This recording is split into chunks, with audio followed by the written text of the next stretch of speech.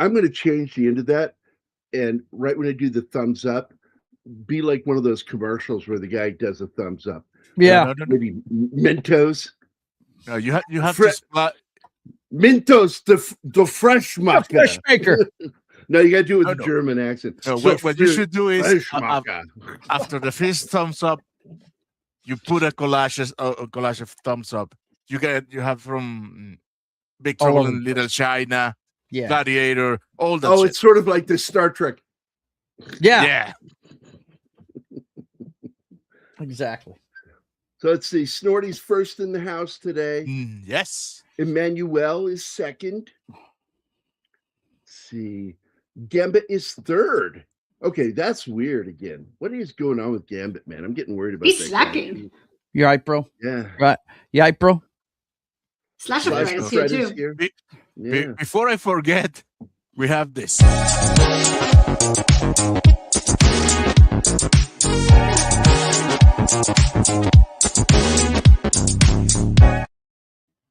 By the way, you can share it with Joe, the email I sent you. Just cannot share it with the other person on the show today. Okay. There you go. Send it to me when you feel like it. I know what you're talking about, Gary. It's okay. No, you don't. Yes, I you know, do. How does she know? because I I know couldn't contain everything. my emotion and I, He couldn't contain himself. Oh, He said I'm you're the greatest incontinent. person on the planet for sending him that. Yeah. you are a fucking shithead. Yeah. Way to go. I sent Way it to throw him you under the so- bus, bro. Way to go. Yeah. Well done. Because I wanted to just fucking, what's that one sex move they call the shocker? Yeah. I wanted to be a shocker when I just like make a mock commercial with the real thing and then I like appear in it and they pick Right. it up. and well, it's you like should have said popcorn so ad. in the email Oh, instead of just putting the link. I Okay, thought it Knock. was clearly fucking obvious that I Okay, didn't Knock. say anything. Knock and him need things spelled out for them. Yeah, because what all I'm saying is a good friend of mine giving me the link for the thing I want to buy. That's what I'm seeing. Well, clearly the obvious thing here with Knock is he likes fucking Denver. So This is true. This is a problem. like I was sitting like I have a friend who's a huge Denver Broncos fan, and she's Yeah, not they're from a there. special breed. They really are. And she's not from there. And I'm like, why the fuck? And I'm talking about you, Dina. I don't think she ever watches this show, but she is a big Broncos fan. And I'm like, did you live there? And she goes, no. And I'm like, are you retarded? Knock's not from there either. Yeah, He I goes. know. Yeah, That's the joke. It's like nobody there roots for that team. It's all No. outside of there. I guess because they're too high to even worry about football there. I don't know. Yeah, all the people that normally were Broncos fans from there moved away when all the liberals moved in. There you go. Yeah. So, but anyway, look, I shit on them, but they were a good team. Yeah. John the Elway was a opposite word special player. He is drugged them were. kicking and screaming to 3 Were. Super Bowls. They were a Yeah. great team. Yeah, they were a great team. Jesus, these guys. Hell, humans. So Anima and I were talking about because I was talking about again something that would upset Snorty. And global warming? What? No. Okay, I told you, don't tell him. Oh, Yeah, he has to go. Well, he went. So. Oh no! All right, bye. When you see then the I can talk replay, about it. bye. He's not here anymore. Then I can talk about it because, like, I was showing her the slugs. What I said. The only things that you can hunt bear with is 12 gauge shotgun slug and a 50 caliber rifle. Yeah. That's about it. I wouldn't fucking hunt a Kodiak or Grizz or anything bigger with that. But then again, I wouldn't. And fucking what's his name? Captain Kirk. William Shatner. shot Mhm. one with a fucking compound bow. And I'm like, fuck off. That's intense. Yeah. He must be a really good shot if he got it with a Yeah, friggin- because Well, his I- life was on the line when it happened. I just imagine that if you shot a bear with an arrow, it would only make it angrier. the Well, the my funny dad, thing is I wouldn't hunt them anymore because after I went hunting one time for bear, I felt like I killed a human being. And yeah, I'm like, I I don't want to do this again. no. Because it looked at me like, bro, what? We're brothers. Why? You know, And it I've let gone out this through your noise garbage. and Come on, fell man. over and I'm just like, I don't want to. My dad I'm was sure. Bonjour, Christian. Now Hey, man. you misunderstood that Bonjour. the thing was the food doesn't fight me back. What the hell? Right. That's what it was thinking. My dad was stationed in Fairbanks, Alaska, guys, when he was in the Army. And he went to a museum there, and there was I want to say this thing was like 13 feet tall, standing up, a freaking polar bear that was stuffed, taxidermied up. And he read the story underneath it, and the guy died killing it because it was trying to Yeah. kill. Yeah. And these people, I've got a good friend that he says, when he gets too old, he's going bear hunting. That way, he's going to go out doing something he loves, or he's going to do something epic, right? Yeah. Well, that's really when you get to the Dude. end. When you get to the end of the movie, that's the gray. Right. The two of them take each other out. The Mhm. bear and Liam. Well, that's the end of Legends of the Fall too. With Brad Pitt, he goes out that way too. I love that freaking movie. Or as I like to call it, the R-rated bonanza. Right. That's basically it. It's a great movie, though. I love the World War. You could do that on Military Monday. There's a good portion of it in World War One. So yeah. And let's see, we got Davies dropped in. We got James is here. Slasher Fred, and we have the French person saying hello, everyone, and the faux Frenchman saying bonjour. Bonjour. Yeah. I don't know. He's from a French province up there. He does speak French. I know it. Look, I've got friends from up there, and I tease them all the time of being Okay. great Right. French. We Both frogs is what I call them. we have French and France and Canada. Canada is call me France. Call me friends. Poor Christian up there, man. I love you, buddy. I hope you're doing okay. You, the wife, and the kid. Did he get his new duty station? You said he was Duty. going to be. Gary said duty. He's talking about his son, who's in the Canadian.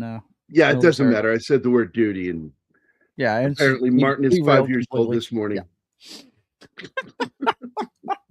Hey, I bumped my head. I believe his kid's a military policeman, though. I'm pretty sure. Pretty sure he is. Correct me if I'm Right. wrong, Christian, but I'm pretty sure he's a military policeman.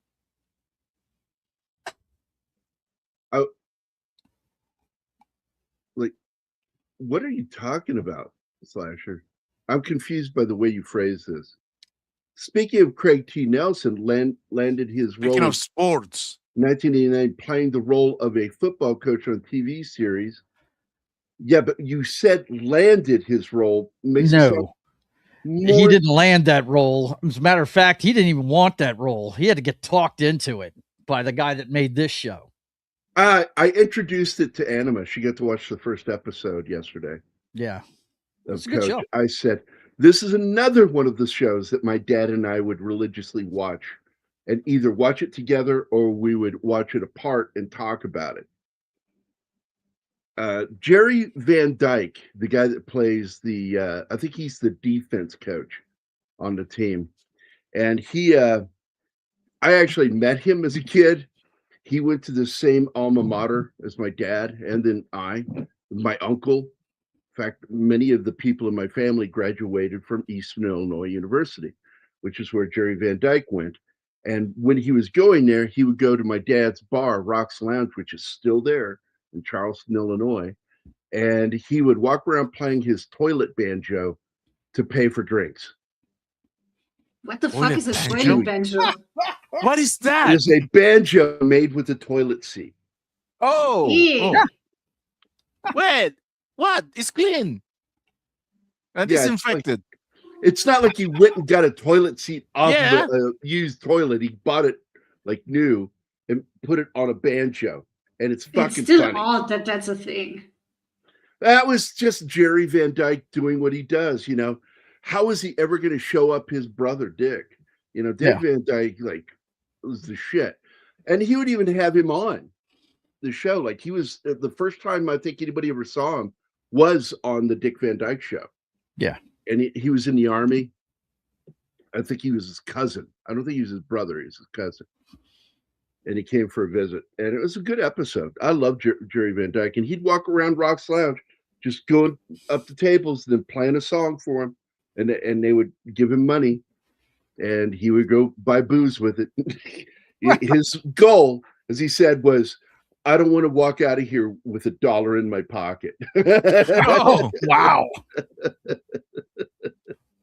And he's on the list if you go into the alumni center there on campus, right over where the bowling alley is. They have a bowling alley on campus. That's And awesome. it's amazing, dude. I used to go there all the time because I got addicted to bowling in the Army.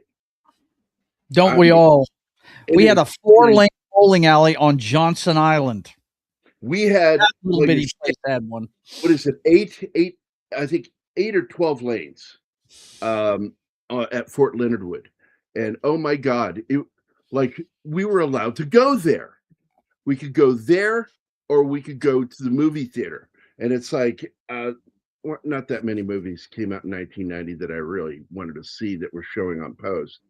And so I think the one I really liked was we went to see that Miami Blues with Alec Baldwin, Fred Ward, and Jennifer, whatever her name is, the daughter of Vic Morrow.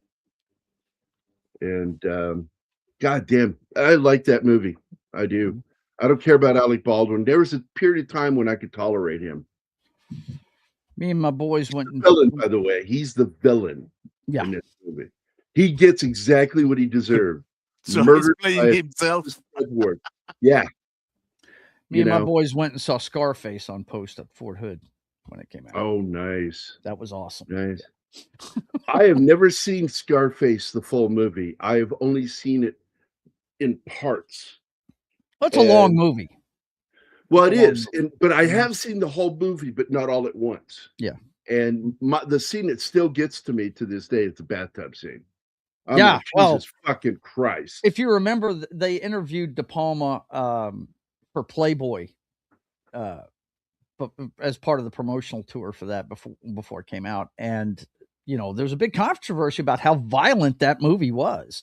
And he said to him, look, I did not put anything in that movie that isn't on the 6 o'clock news every night in Dade County. Boom. Yeah. And they stopped asking about it. You know what I mean? Yeah. Stop bugging me about it. That shit's on the news. Fuck off. Yeah. Lawn green bowling is a gentleman's sport. I have watched many of them. Like when I was in the United Kingdom, that was something to do on the weekends. Because what I liked about it is the place that had the lawn bowling over on one side had horseshoes. And I like playing horseshoes. That was a lot of fun. But they had lawn bowling there. And I would sit down and watch the fucking matches. It was fun. They also had cricket there too. Really? And I remember telling an American buddy of mine, weirdest fucking baseball game I've ever seen. Made no sense. But I also got used to watching BBC 4, I think it is, which is where all the sports are. And also over in Ireland too on their networks. Fucking Irish football is something incredible to watch. It's like rugby and European football rolled into one sport. I'm like all of a sudden he's like running with the ball, and I'm like, wait a minute, I played soccer. I don't remember that being in the rules. We're Irish. Right. And I like rugby too. Rugby's a great sport, man. Darts too. I was actually a big dart player. I had a friend of mine that messaged me yesterday. He said he's going to be coming into town. I said, "Yep, for losing some money playing darts again," because he always wants to bet me, and I'm like, "I'm going to kill you." Even at my age, I can still beat him at darts. Yeah, Mac and I played a lot. We had our own home dart system. The electronic dart system, and we had a real one with horsehair. That was expensive. That was a $200 dartboard. Wow. And oh man, I fucking love darts. I had my own dart set for years. It's a precision game, and that's why I liked it. Plus, I could play that one. Pool, I can't unless I'm getting drunk. Like because of my eyes, I have what do they call that? Astigmatism. Mhm. So playing pool is hard for me unless I'm just buzzed, like where my eyes start to relax. The Yeah, muscles in but my eyes relax. astigmatism comes from the shape of your eyes. Being drunk doesn't change anything about that. No, yes, it does. It does. It does How? It because means your I eyes could are too see. long. I have that too. I was able to focus because I don't have an astigmatism in both eyes. I have one in my left eye. And for some reason, when I was drunk or not drunk, like really buzzed, I could fucking play pool. That's fine. And my brain and my eyes relaxed and I could see perfectly. It was weird. But yeah, I totally watched darts. I remember what you can't do now legally buy lawn darts. Yeah. Because we used to play that all the time. But inevitably, children want to play chicken with it Right. and start throwing the lawn darts at each other. Oh my God. My family was poor, so we did screwdrivers. Whoa.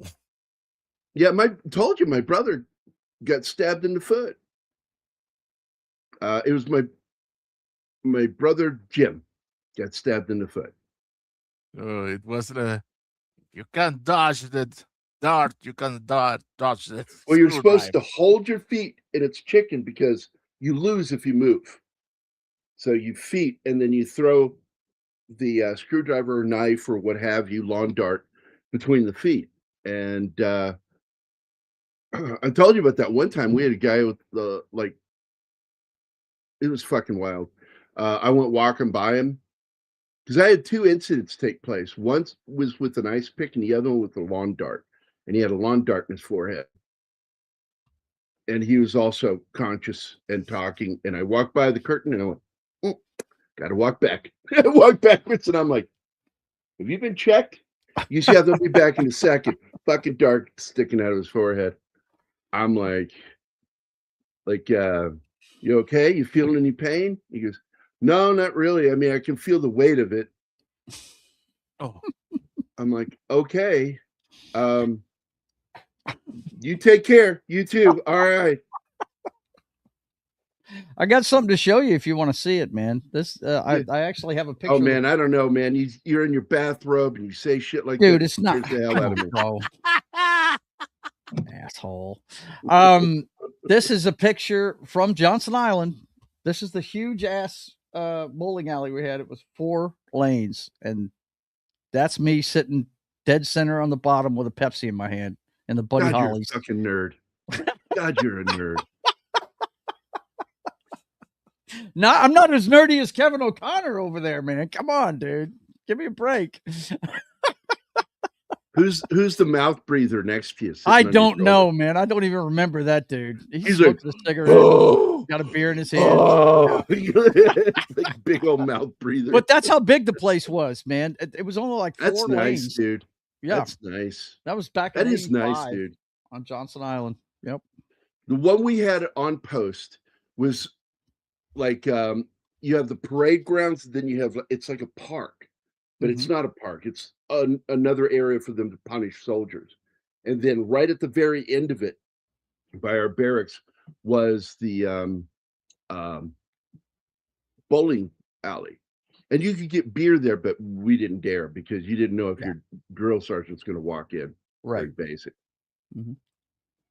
Like you get caught with beer, oh, you're going to get smoked. I got confused at the beginning of this. I thought I heard Lackland Air Force Base, but that's not it. It's Laughlin Air Force Laughlin. Base. Yeah. Well, they would say Laughlin. Yeah, the audio for this was not the best. It wasn't. Look, the quality wasn't the best either.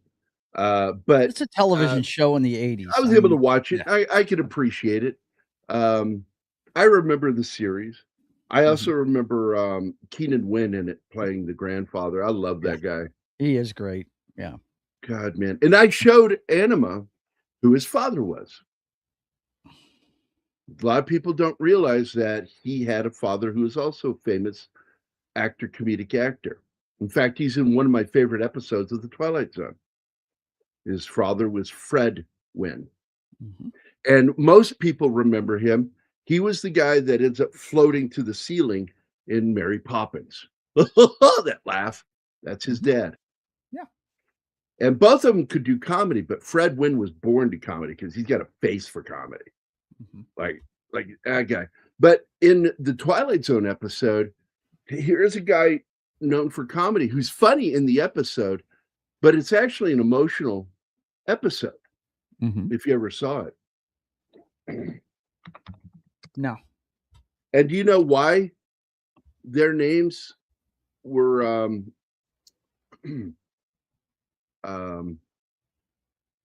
Wynn? No. Enlighten us, O wise one. Well, I wouldn't go that far. Because his name was Fredwin. Fredwin. And because I'm trying to remember, how does he spell it? Let me go look it up real quick. It's Fred. W-Y-N-N. Maybe I'm saying the name wrong. I might be saying his name wrong. It might not be Fred. No, N-N-E? It's Edwin. Edwin. And his name was Edwin. Edwin. His name was there you go. Isaiah Edwin Leopold was his full name, his dad. And his dad was just a clown. I mean, he loved to put on the makeup and do like an early version of mime where it would be, well, Red Skelton did that shit too. Yeah, he did. This silent clown, you know, and like some of his little clown pieces like were emotional to watch, you know, because he was great at the mime acting. Yeah, and he was great at emoting and all that good stuff. Yeah, absolutely. God, man, Red Skelton was an incredible genius. Yeah, but this is the guy who plays the grandfather in this. That's his father right there. And he was in a great episode of Twilight Zone. I'll look it up here in a second. The episode, because I forget the name of it. Control F, Twilight. One for the Angels. That was it. That episode right there. There he is. And it's an emotional one. He proved that he can pull your heartstrings.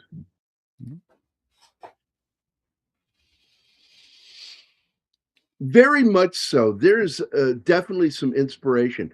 Now, Ed Wynn, what he did was he came up on like vaudeville. And so, but you could still probably say, because he was doing this back in the early 1910s. So he was before, he started before Keaton. But the fact is, I'm certain that Keaton had an impact on him. And Keaton was incredible. No. And I'm not just talking about Michael Keaton. This scene right here, dude, let me tell you, this guy should have been hurting. He's getting drugged by a horse. Yep. Come on. And look, when he gets up, his skin and everything's dirty, but his freaking shirt and everything is clean as it can be. I mean, he got drugged through the mud and all kinds of shit here. By the way, that's Elisabeth Shue. Yes. In one of her early roles. Yep. Very beautiful actress. And There's look, a Brownie check the legs camera. on Cindy. Kodak Brownie. Yep. I had one of those. That was my bank. I had it on display in my room, and you actually turned a little knob upward.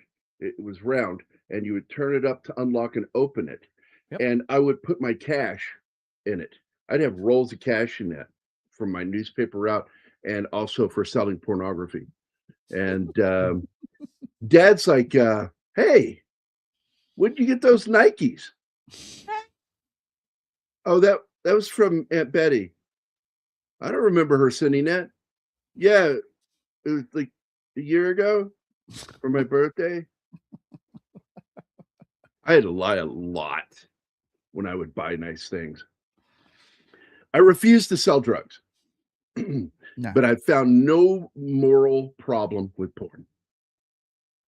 Dude, every artist has drawn nudes, no doubt. I drew a lot of them in high school myself. So. Well, mine wasn't artwork. I was buying Swedish black and white silent movies. Oh. And I was then taking him to because I was for 2 years, I was the head of the AV department at James Monroe High School. And I would go there and use the magic box to play the film into a mirror. I ended up making it, like a bunch of us made it. Mm-hmm. Mike Vida, David Gray was involved with that one. I can't remember. Bennett was part of that group too. And we all made the magic box thanks to a little magazine called Cinemagic. And it showed how to make one. Cinemagic magazine published by Starlog Press. And we made the magic box, and I bought those films, and I would project them into the little box, and the video camera would record it, and I would plug in the audio cables to a stereo, and I'd play like Led Zepp and shit like that. Or not Led Zepp, I'm sorry, Def Leppard. Wow. And, check you out, man. And it would cost, because VHS was not cheap in high school. No. I would make close to $50 to $70 per movie. Yep. And I'd sell it to the rich kids in class. Because I knew everybody in school. That's why if you go to my Facebook page, you'll see so many fucking people from my high school from all the different cliques, all the different groups. I don't know why, but everybody liked me for some weird reason. In the late 1980s came one of the classic family sitcom military comedies, Major Dad. I love that show, dude. God, because it was one of the brothers from Simon and Simon, and he was my favorite on the Simon and Simon show. Yeah, that's Anima got to see them because they also did a crossover with Magnum PI. I believe, and he's married to an actress, I believe, that was on Designing Women. I think. Yeah, the little fat girl. Yeah, beautiful. Mm-hmm. She's beautiful. I don't remember the actress name though. Southern belle. So. She's a real Southern belle, and they're still married. Yeah, can't remember that guy's name to save my life. Oh my God, yeah, his death is one of the best deaths in the film. I lost my shit in that movie. I really did twice. There's this one scene where just so much was happening at one time. I'm laughing and I'm crying as a little kid. I saw that in a movie theater with my dad and my mom. And I remember turning to my dad and I said, "I'm cracking up, Dad." Meaning not laughing. I felt like I was losing my mind because I couldn't just decide the emotion I was going to have. I was laughing and crying at the same time. It was so emotional. Gerald McCraney, that's that guy's name. Harold McCraney. Yeah, fuck yeah, he's good. He was also one of the quasi-villains on that Robert Ryan series, the Australian actor Western series, modern Western. God, what a cast on that one. It got canceled by the network, and Netflix picked it up for 2 seasons and then canceled it again with no reason. It was one of their most watched shows. They just ended it. I gotta find out the name of that show. I thought it was okay. Boss. The Bush Scott, Vereen what's her is here. name? What? Bush Vereen is here. He says, Hey, check Bush. your DM. Please do not read Not the- doing it. No, it'll crash my computer while doing this show. Can't do it now. Like I got And- locked 3 times before the show today. Yep. Gerald And for you, McCraney's Bush, Tush. Gerald McCraney's wife is Delta Burke. That's her name. Yeah, Delta Burke. Mhm. She's a real Georgia gal too. Yep. And she's a sweetheart in real life. She's like, Mhm. Yeah, they're a great Yeah. couple, man. And I've always liked that guy. so the show I'm trying to think of, man, I can't think of it for some reason, was based on a book series about a Western Oklahoma type town that this guy is a big, tall in the saddle character, Gary Cooper type, that runs this town. And the girl that played Starbuck on the new Battlestar Galactica is one of his deputies. The girl that plays Starbuck in the new one? Okay, I'll check it out, Bush. Thanks, buddy. I hope want you to didn't check send his me bush? bad news today. I am not in the mood for bad news, buddy. Please.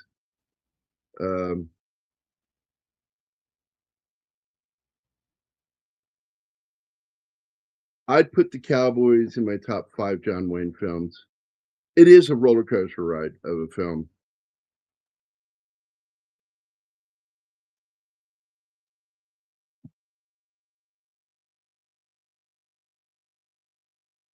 And I brought it up a little bit ago, but fuck it. This is a first show for a lot of people. Anthony Edwards is in it.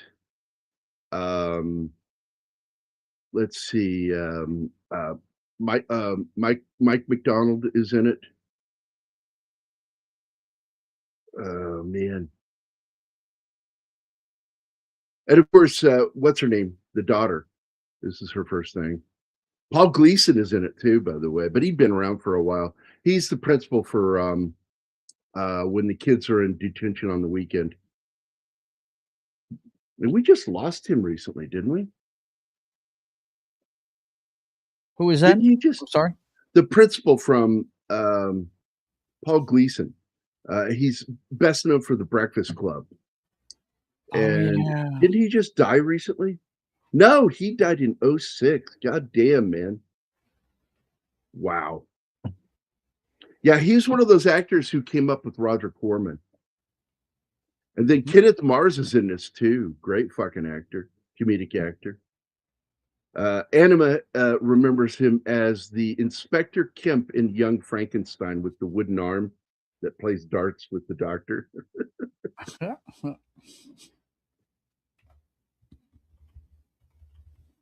He goes up there and puts all the darts on the board and then walks over and using the thumb on his wooden arm makes the sound of darts with it. And then Gene Wilder turns around and goes, "Nice grouping."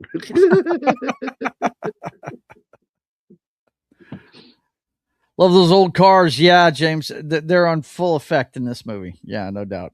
Well, it was made in 84, so there were plenty of those old 60s cars still around. So you probably It's be set hard to be pressed. the 60s. Yeah, you'd probably be hard pressed to find those cars today. You really would. But back then, My dad has some. I drove a 68 Bel Air at one point, and that was in the 80s. I mean, yeah, about the same time as this show. Actually, a couple of years later, around 87, I had that thing. Big old lead sled, man.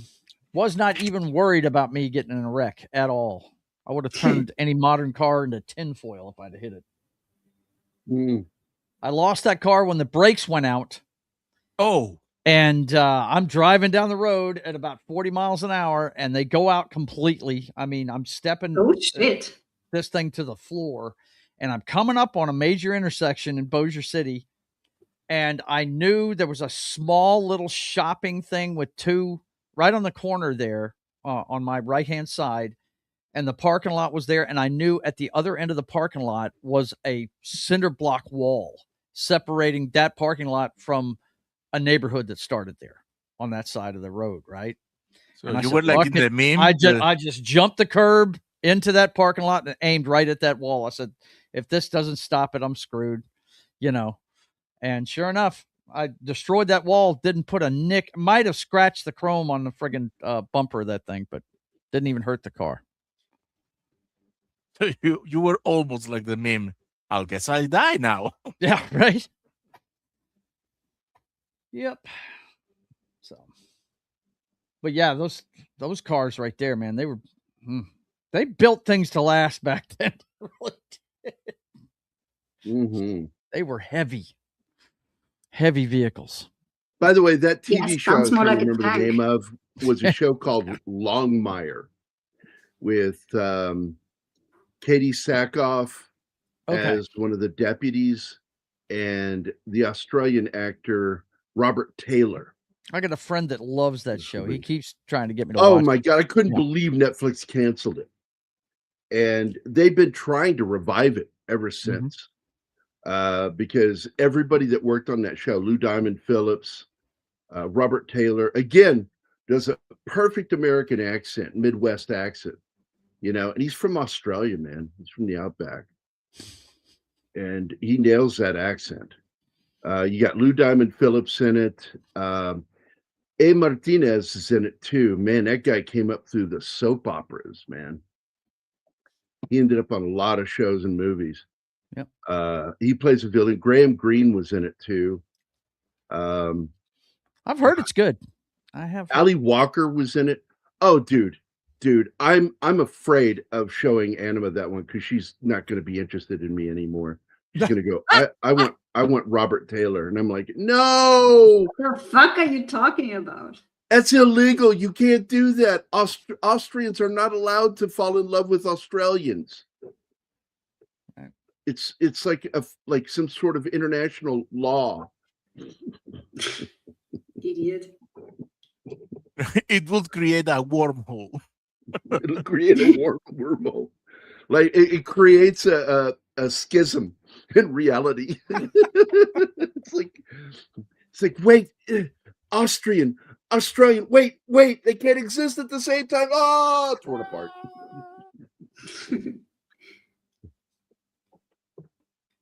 So I like this scene, and Anima brought that up. What other ones have we seen like that? And I'm like, well, number one is well, no, I'm going to go with Independence Day. number two is Telly Savalas in Capricorn 1, and the number one crazy fucking flyer in a biplane is the movie Independence Day with Randy Quaid. Russell Case. Randy We were Quaid. talking about that. We were talking about it pregame. Russell Case. Yep. That's right.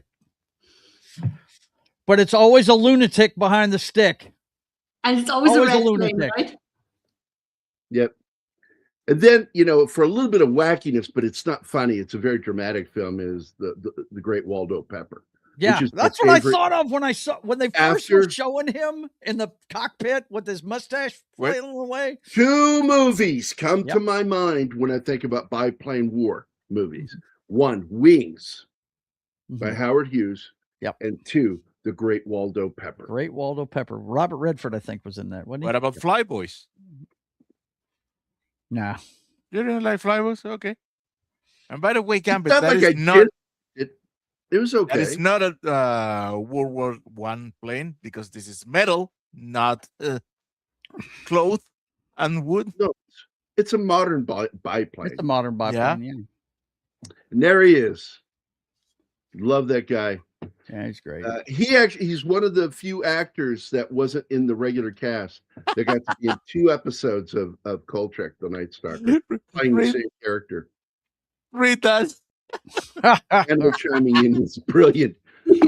She talking about idiot. No one else. It's our love language. You know that, Bush. Yes. If she calls me idiot, I know that I have pushed a button. So I get some joy from it.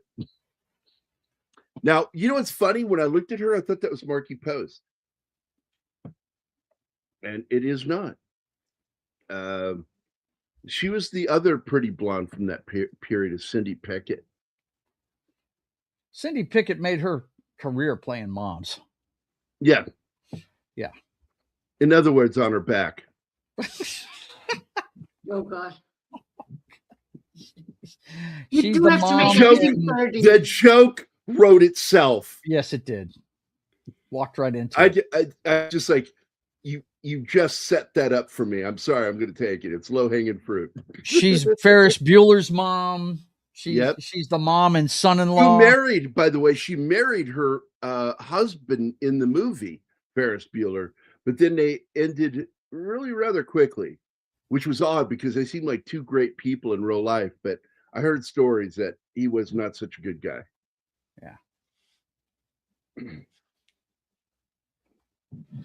Yeah, she's a babe, and I still can't get over the picture they picked for her IMDb page. It is horrific. Well, it's modern. Odds are she picked it.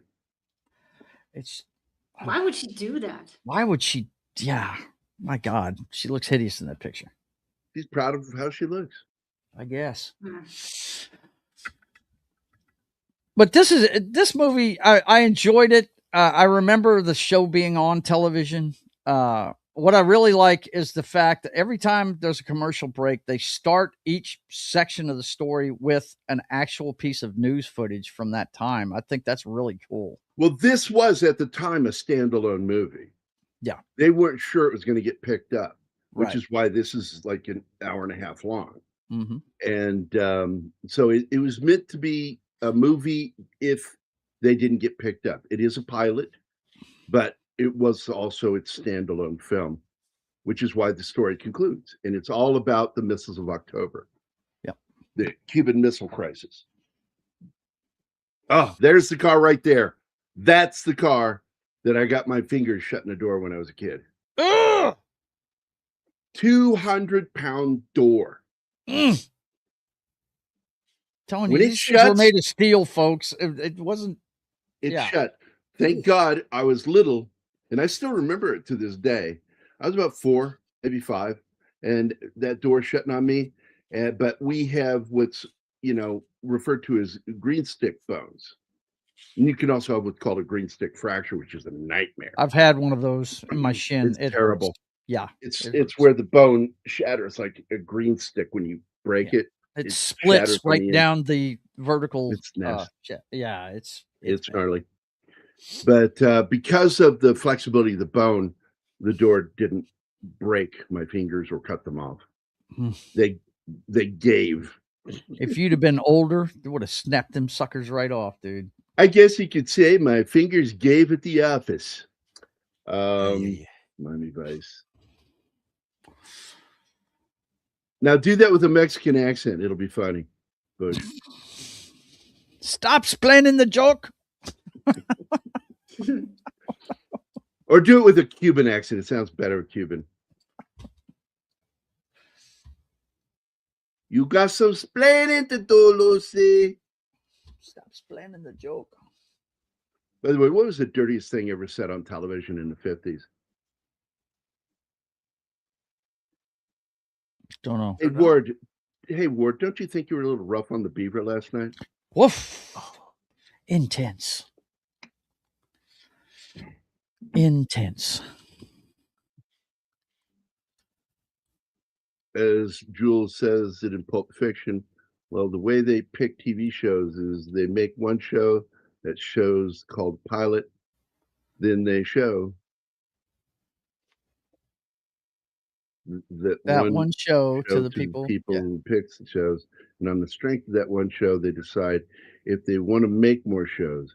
Some get chosen and become television programs, and there's a lot of real footage from the period too. By the way, Kennedy's in this talking. It was a scary period. This is when my dad was a cop, and he said that was one of the scariest times because we weren't allowed to call our families, but they were telling us to go to protect, state officials and to take them to a safe location. Mhm. But we couldn't help our families. And I'm like, that's fucked up. Yeah. It was a scary time, dude. It's the closest we ever came to nuclear war. Yep. Yep. Yeah. It was a scary time. It was in 1 hindsight, minute to midnight is how Mhm. close we got. Yeah. By the way, I want to tell you that I love the realism that they show in this. They actually even show the uh, wheels that are attached at the ends of the U2 planes. Mhm. You actually see Good. it for a split second because that was something that really wasn't known at the time how U2s launched. And Mhm. U2s launch quick. They're not one of those going long down the fucking. They go. They hit the jets. They go about 50 feet, and then they're in the fucking air. Yeah, it's the 'Cause there's so wingspan. The much lift lift. is almost Yeah. instantaneous. Yeah. Mhm. The lift Dude, on those wingspan just right off I the was fucking ground. I was surprised to see so much of the U2 in this show. They shows It was great. Yeah. I thought it was great. It's my Yeah, favorite but part of the show is all the but realism. that thing was top secret. I told you, I couldn't believe they showed that Yeah. much of it. Yeah. And I mean, they're walking around it in this movie. Yeah. Mhm. And show Like the when he inner. goes in the hangar, takes his son with him, goes into the hangar, and there's a real fucking U2 in that fucking hangar. They They sit show there and the have a pro- father and son talk right there in a They loading show the ladder. process Yeah. in which they refuel them when they change the film chamber for the camera. Yeah, they showed that whole I- process. Yeah. What? Yeah. There's so much in this. The one thing I don't remember if they show, but I showed it to Anima how they land, which Yeah. is really cool because you'll see those little nubbins on the end of the wings that hang slightly down. Those are they have titanium plates on the bottom of them. And what they do is when they hit the ground, and by the way, you have co-pilots that work with you on the ground and they follow you in a car. They don't quite show that.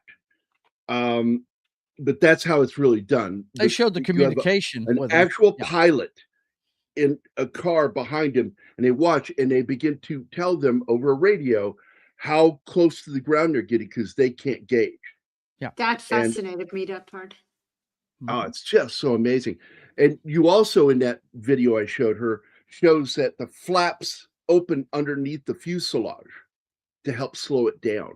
Yep. And it drops to one wing, and that's how it lands is on one wing. Yep. It's like crazy. If you ever watch a U2 fucking land, I'm like, that is crazy that they had It to design immediately that way. tilts because the wings are so long. It goes to one Yep. Yeah. side. Mhm. And that's why it's titanium on both sides because the wind can make that change and suddenly you tilt right. Mhm. And so it has to be on both wings. By the way, if you don't recognize her, she's another well-known actress. She's one of the best things she's known for is Magnum PI. And by the way, Christy Swanson is in this too. Yep. Yep. She sure is. Like, my that- God, I'm serious. There's a crazy amount of fucking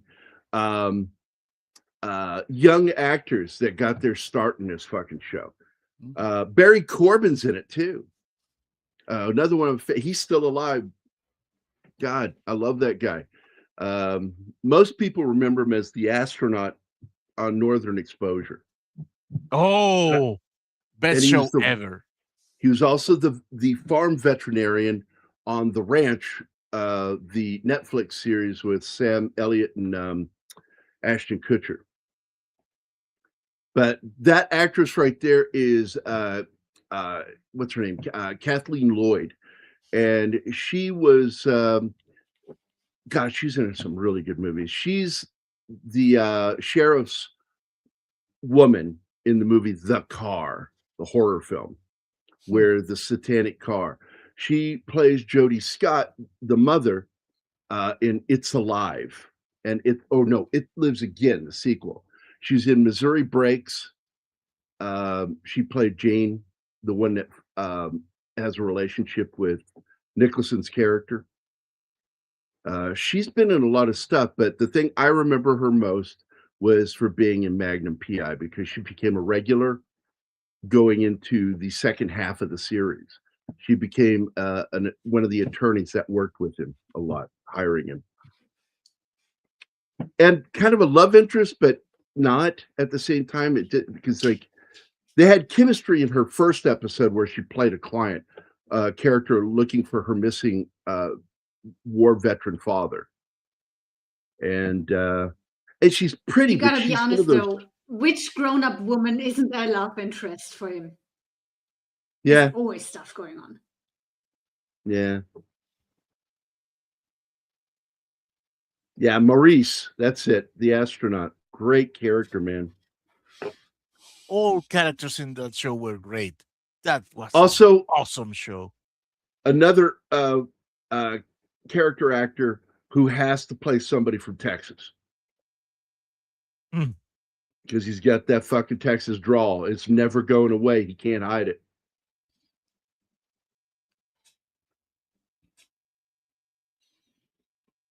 Now, look, dude, I remember doing fucking drills in school. Yeah, it was always under the desk though. They never took us out in the hallway, but No, I thought that was later. neat that they showed that. Yeah, They did the ones in the hall later, depending on where I lived, for tornado drills.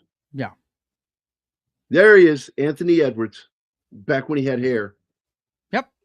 Dude, he had hair at the beginning of ER. I know. He's Goose. That's how I'll always remember him. Hell with ER. He's Goose. And when he played Goose, he was losing his hair then. Say, what was Anthony Edwards' character in Top Gun? Oh, he was the guy that Tom Cruise called Goose because they were sex partners. I guess you knew who the pitcher and the catcher was. Right. By that name. For those of you who don't know, it's called goosing somebody. You poke them in the butt. That's it. Ah, To goose. how do you someone. know that? It's like people fucking do it. That's to old you. school. They don't when you're call it wearing- that anymore, man. You walk up behind somebody to fuck with them. The two ways to fuck with your friends was to goose them with your thumb or forefinger, or tell them to take a bow and whack them with your four fingers across their nuts That's it. when you walk by them. And take a bow. And you fall forward. You have weird custom, man. Right. Have I met any astronauts? Yes, I have. Yes, I have. I've met quite a few. Look I at the lived close to wingspan on that these- plane. Good Lord. It's crazy. I live close to DC, man, and I met John Glenn. And that was an amazing day. Like, I looked up and he's walking down the fucking Capitol steps as we're getting ready to go in. And I'm like, holy shit. Like, he's just coming right down the steps, not going out the back door. That's right. I breached. Hiding it under a desk isn't nuclear proof. No, it's not. No, it's not. Nothing is. Oh, When look. a nuke goes off, you're done anyway. Look, I got in trouble in the Army for arguing with our NBC instructor. And you know what NBC is in the Army. Nuclear, biological, and chemical. The MPs are locked at the hip with those fools. They show you that fucking film strip with the guy that's, he's getting ready to be caught in a nuclear blast. And it's like, when you see the nuclear blast, lay down on the ground with your feet pointed towards the explosion, your head on it. And I stood up, I raised my hand, I stood up and I said, the reason I want you to do that is not because it's going to save you. It gives you a day or two of more life to be able to do more Army shit. And I'm sorry, I'm going like this. I'm Yeah. just going to stand up and just Take fucking me away, run. Calgon. I do I'm not running wanna die. towards the blast. I don't want to die from slow radiation poisoning because it's like worse than Ebola. Like, you begin to bleed out of every pore in your body. Your organs become liquid. Like, no fucking thank you. I would rather go quickly, please. And he goes, but it's proper as a soldier. It's like, no, you're not going to get, like, you guys do whatever the fuck you want. I'm dying. They made a very You saw scary him too. movie. So we met the same astronaut, man. There you go. I always liked John Glenn. I really did. Very nice man. 2 hours at the T-Mobile store for just more headaches and a new phone I didn't want. Oh, that'll teach you. Bummer, Alpha. Yeah, these drills, they weren't going to save your life. I mean, it's when he brought up the nuclear, biological, and chemical thing, the first thing that comes to my mind is those atropine injectors. I'm like, look, all that's going to do is make you die high. It's just something to take your mind off of it. I remember when we had an incident where we were put into MOP level 4 out in the field. And I'm standing there and I'm getting yelled at. And I'm like telling the guy, I said, look, the sensors they got, skunk piss will fucking set them off. Right. Yeah. You kick dust in them, they will go off. Yeah. The sensors, like way back in the 80s, going into the 90s, terrible fucking chemical sensors, terrible. And so we were MOP level 4 and we were told radio tight. We couldn't talk. We couldn't call them. And we had to wait for them to give us an all clear. Well, this one fucking dude in my platoon, little tiny fucking black guy, he was the whiniest bitch I ever met in my fucking life. And I would always ask him, are you sure you're black? And he was the most unmanly dude I knew. And he's always like, what the fuck doing, man? Like, so I'm sitting there because I'm in charge, I'm large and in charge. And he fucking was pissing me off. And he kept getting in front of me. I tried to walk away from him. I'm like, dude, fuck off. And I tried to walk away. He'd get right back in front of me. And so finally I looked at him and I bitch slapped him hard enough that I spun his mask sideways. Oh, shit. Yeah. MOP level 4, mask goes sideways. And I turned around as he's trying to fucking clear it, and get it back on. And I turned to the girl and I said, if he doesn't die, we're all clear. Yeah. And then he reported me later, but nobody would back him up. Yeah. They said that he was the aggressor and that I was defending myself. And I said, I really wouldn't call it defending myself. I bitch slapped him, which I did a lot in the military. I bitch slapped a lot of guys because I hit him with this part of my hand. Yeah. And it looks like I'm slapping them. I'm actually punching them in the face. Yeah. But I did it this way. I would cuff him a good shot, just bam. And I hit a guy so hard, he went 10 feet, spun, hit the ground, and it was this beautiful cloud of red dust around him, Missouri dust. Scud missiles. Wow. It looked like something from Wile E. Coyote,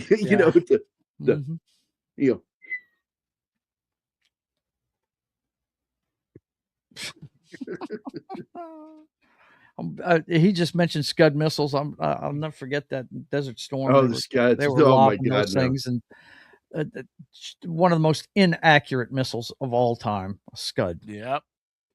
There you go, Bud Spencer slap. Well, they may be inaccurate, but I assure you, they're gonna land. They're gonna land somewhere and blow up. That's for sure. Yeah. Oof. Joe, I'm not mad at you. I'm sorry, brother. What the fuck? What was that about? Hang on, let's see. What's going on there? What's he talking about? Because he's been okay. Let me show you the whole story. Okay, right, starting up here. No, that one. That it starts there. The nuke is a nuke, but the teachers want to try their best to protect the children. It might do nothing, but God damn it, we have to try to save the kids. Oh, fuck you, Bush. Right. It's for the children. That really is. That's all it's for, is to calm them down in a bad situation. That's all. Fucking Scud missile from Uncle Ivan can still hit civilians. Yeah. No doubt. Save the kids. That's it, Joe. You can't win this. They're more important than us. Gotta try. Fuck it. Good one, Bush. I like it. Oh, way to go, man. He's got a point. We need to save the kids because after we are irradiated, we need their organs for transplants. Now, I'm going to tell you something. Craig T. Nelson was of military age during Vietnam, and he was a high school dropout. But there's no information about after high school, what he did for a while, other than acting. And I'm like, no, you're not. Did he serve in the military?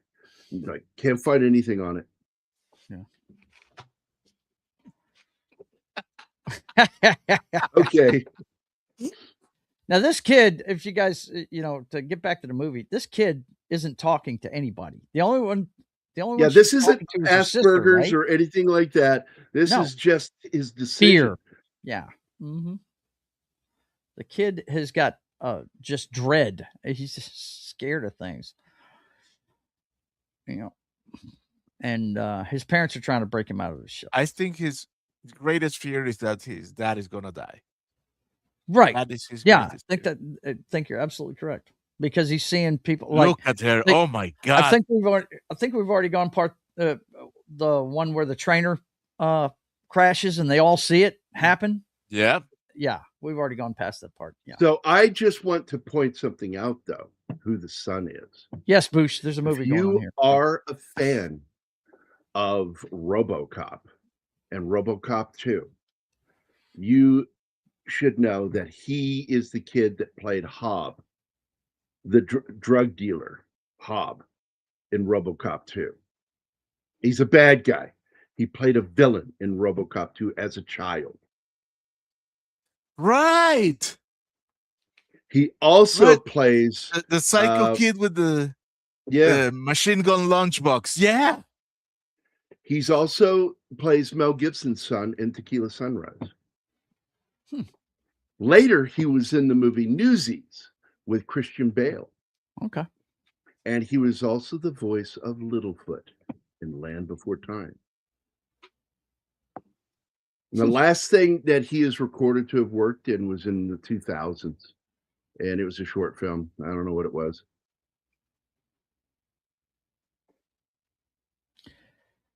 Yeah. This is where he gives in and says, yeah, maybe I can't do this. Maybe we need to get a psychiatrist or something, Talking about after he tries, he tries to get him to talk. And sometimes you got to get into that family therapy. That or just beat the shit out of the kid until he screams, stop. He gets so mad at her when she's just getting professional. Physical torture. Oh my God. I'm sorry. I do get dark with my humor. This was another one of my favorite planes during the days. And this is the one that was used as the Russian aggressors in the first Top Gun film. No. Yeah. No. Oh, I could have sworn that's what it was. No. It looks so much that that I went on the internet and I verified. No, this is not an F5. This is I forgot his name. PT. No, because that looks like an F5, man. But it's not. It's a trainer plane. They only were made for training. It was the first supersonic trainer. Why does it look so much like a fucking F5? Because I don't know. I didn't make it. Fucking F5. All right, I'm gonna have to look this up now because I'm doing it too. Jets used in the pilot film Call to Glory Hole. It may lead you to another. I did not mean to search for that. Oh fuck! No, Google. Okay, I found it. It's a Northrop T-38 Talon. Oh wow, boy, that looks like the fucking F5, dude. Yep. It's got the exact same fucking intakes. It's got everything the same, dude. What the fuck? It's a little more girly, but yeah. So the F30 or T38, because T stands for trainer. Right. T38. Oh, and Alpha comes to the rescue. The T-38 is a trainer version of the F5. Oh, there you go. That's why. Imagine I just that. looked it up. Hold on. I looked it up right then. And yes, it is the trainer version of the F5, and that's why. Because that fucker looks like an F5, and that's why it is. There it is. And there it shall stay. Look at that. Oh, I already did the backdoor breach myself on this one, but you got one too. Go for it. We ruined her. Yeah. Cowboy, check around and see if there's a back door. I need to find one where a movie where there's a church and they say in the church, "Oh man, is there a way to leave here through the back door or something?" And that way it's more fitting to Penny when she Yes, preaches. absolutely. Well, you can always use AI and make it. I won't do that. I hate AI for the most part. No. I'm sorry. All background videos need to be real. I almost pulled a Joe there and said IA. Well, he's known as AI Joe, so You know, the IMBD. Yeah, the IMBD. The only thing I use it for is thumbnails because it quickens the process. I did for a little bit because it was kind of fun, but then I stopped. I'm like, no, I actually like making my thumbnails because I like using either posters or images from the films or shows. Yeah, the actual stuff. Yeah, the first thing I look up if I'm doing a movie is I'll look up the lobby card. You know, because they were more of a 16:9 based looking thing. You know, not like a tall movie poster, but the lobby cards. You know, the lobby card art is what I look for right away for thumbnail stuff. By the way, for Rutger Hauer this year, we are going to be doing Buffy. Cool. With Kristen Swanson, who's in this movie. I had a question. I mean, I don't know what you've got on tap for Craig T. Nelson this week, but did you consider doing All the Right Moves? I just don't know if you like sports movies or not. By the way, a guy I went to high school with is in that movie. He plays he's the black kid on the football team. Okay. And he's from James Monroe High School, Fredericksburg. And I remember when we all went to see the fucking movie, there was a whole row in the front at the premiere. That was him and his family. Wow. And he stood up and we all applauded for him, like, good going, man. Yeah. Now sit the fuck down, bitch. Let's watch the movie. I want to see Leah Thomas's titties. Whoa. Thank you very much. Oh, she's in full-on buffo mode in that movie. The mom from Back to the Future. That's right. And she was hot back then, too. Gary, we are not doing That's Rutger me. Hauer this year. We're not doing Rutger Hauer this year. He was born in January. Oh, that's right. We were doing it for January because I've already started next year. Okay. So you're in the future. Back to the Future. Yeah, Davy Dread. That's my favorite movie with Rutger Hauer. That one or Blade Runner. I mean, his best scene is that one at the end of Blade Runner. It really is. I mean, that's the signature scene for Rutger Hauer. But I do like The Hitcher. Wow, do I like The Hitcher. That movie's great. Look, dude, I've got to show that movie to Anima because she's going to fucking love that movie. Yes, she is. You're going to love it, Anima. That one's fantastic. Rutger Hauer is the single most likable serial killer I have ever seen. Oh, no, sir. They are not in that movie. No, they are not. They're not in that movie. You only see duck titties in that movie. That's right. You see duck boobs, but you see Leah Thomas. Oh my God! You need that all the way buff. You need that for Killy Chow. It is obvious they had sex. Yeah. Oh yeah. Caused a lot of fucking issues with parents. You know, in a PG movie, like, hey, George Lucas. That's interspecies shit. Bestiality, man. Bush, those are infrared tits. Okay? They're not explicit. I'm telling you, go watch All the Right Moves, dude. Nothing left to the imagination in that one. I got to tell you, as a guy, I know how we guys are. We love nipples. It's a thing. We just love nipples, man. And we look even for those put it moments in movies. I think, oddly, one of my favorite fucking nipple scenes in a movie was because they were clearly not actually like teenagers. Is the movie The Craft? I think is what it was called.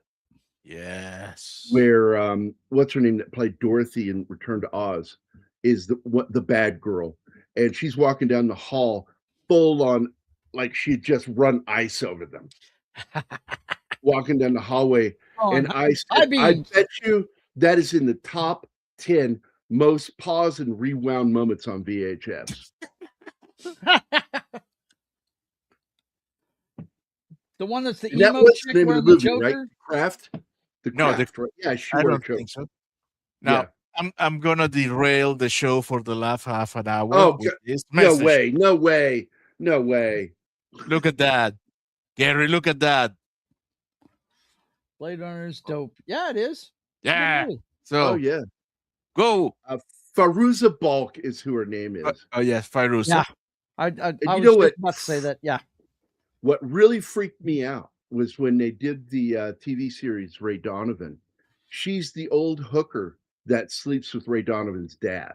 Yeah. That has the relationship. Oh with my She's the God, water I- boy's I'm looking- girlfriend too. And I kept looking like it keeps saying Faruza Balk, but I'm not seeing her. No, I And saw her, but Mac man, goes, Matt goes, that's her. And I'm like, the hag. And he goes, yeah. And that was sad. It made me she's sad. had a rough life, my man. My favorite movie with her, and it's The Water Boy. She's Adam Sandler's girlfriend in it, the killer. I love that movie, Psycho. dude. Yeah. I love that She's fucking awesome. Oh, movie. I don't think she can be more psycho than in American History X. Oh God, Man, I've only seen that one time. that's one of And those watch like it right once when and it be done came with it out. movies. Yeah. And I'm like, I don't ever want to watch that movie again. No. It's like Romper Stomper with Russell Crowe, where he plays a skinhead. Fuck, man. You watch it and you go, I did it. I didn't die. I know that side of life exists. I don't need to see it anymore. Yeah, it's wow. That's a rough watch. It's a good movie. I bought it for the express purpose of Rhonda's son showing it to her daughter because she was diving off into the Aryan Nation stuff on 4chan. And I said, dude, show her this movie and let her know that that's not a good way to go, Yep. And from what By I the understand, way- it worked. She stopped looking at that shit. So A post-apocalyptic film that's actually not that bad. Mhm. That came out in 1987 has the kid in it. Again, Gabriel Damon that plays the quiet son. The Mhm. name of the movie is called Terminus. Karen Allen, I think she plays his mother in that. And I liked that movie in 1987. We had a slew of them in 87, 88, including that weird one that Patrick Swayze did where he was karate and swordplay in it. It's a weird fucking movie. It's Conan in the future. Patrick Swayze is Conan in the future. What a deal. There is a redemption arc, and the problem is, Yeah. the fight between Edward Norton and the director in that movie, because he got pissed and wanted to have his name removed from the film. I 'Cause he didn't was know pissed. it. Oh yeah, he was pissed at Edward Norton for taking over that film.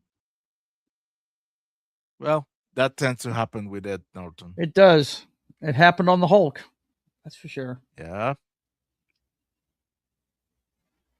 He's very passionate about what he does, man. Yeah, the movie has a redemption arc. Yes. But man, that ending. Oh, Yeah. man, that crushes Rough. you. It's just, oh man, the whole concept of it, trying to save your kid brother from Yeah. going through. I'm what doing you- exactly what you've set a bad example, and you've got to, change it. And wow. And he does. He saves his brother for about 8 hours. Yeah. So here, let me read this to you. So the controversy surrounding American History X is centered on a bitter feud between director Tony Kai and lead actor Edward Norton over the film's final cut, which ultimately resulted in Norton re-editing the movie against Kai's wishes. Norton, backed by the studio New Line Cinema, collaborated with editor Jerry Greenberg to restructure the film, extending the runtime from Kai's 95-minute to 119-minute theatrical version that emphasized a redemption arc and added roughly 24 minutes of additional footage. Kai viewed these changes as a betrayal of his artistic vision, leading him to launch a public campaign against Norton that included placing 40 full-page advertisements in Variety, 40 fucking pages Wow. he paid for out of his pocket, where he called Edward Norton narcissistic dilettante who ruined my film, that raped my film. The irony. Yeah. The irony. The irony of the film. Spending $100,000 of his own money to denounce the actor and studio in trade press, not just in Variety. Attempting to have his name removed from the credits and requesting to be credited as Humpty Dumpty instead. Filing a $200 million lawsuit against New Line Cinema and the Directors Guild, which was eventually dismissed. The conflict left Kai blacklisted in Hollywood for years, while Norton's reputation suffered as he was labeled as a difficult actor for interfering with the director. Kai later admitted in interviews that his ego got in the way of the collaboration, though he initially disowned the final version, describing it as crammed with shots of everyone crying in each other's arms rather than the bleak, raw ending that originally had been there when he did it. There you go. Wow. Yeah. I mean, the guy spent to publish 40 pages of just to call another one narcissist. Dude, get a mirror. The lack of self-awareness. By the way, speaking of prison movies and being prison gay, I lost all my respect for Jodie Foster when she was the executive producer behind Orange is the New Black and saying that that was an LGBTQ film. And I'm like, fuck off, it is. Fuck off. That is, prison gay is not. I got angry about Television that show, shit. yeah. That was on Netflix. And it's not like you can't have relationships with people in prison that are in that territory. But it was just, the whole fucking show was ridiculous. Oh, who produced that? Netflix. Oh, I'm so shocked. Imagine that. This is a great picture of Craig T. Nelson when he got to see the first cut of Action Jackson.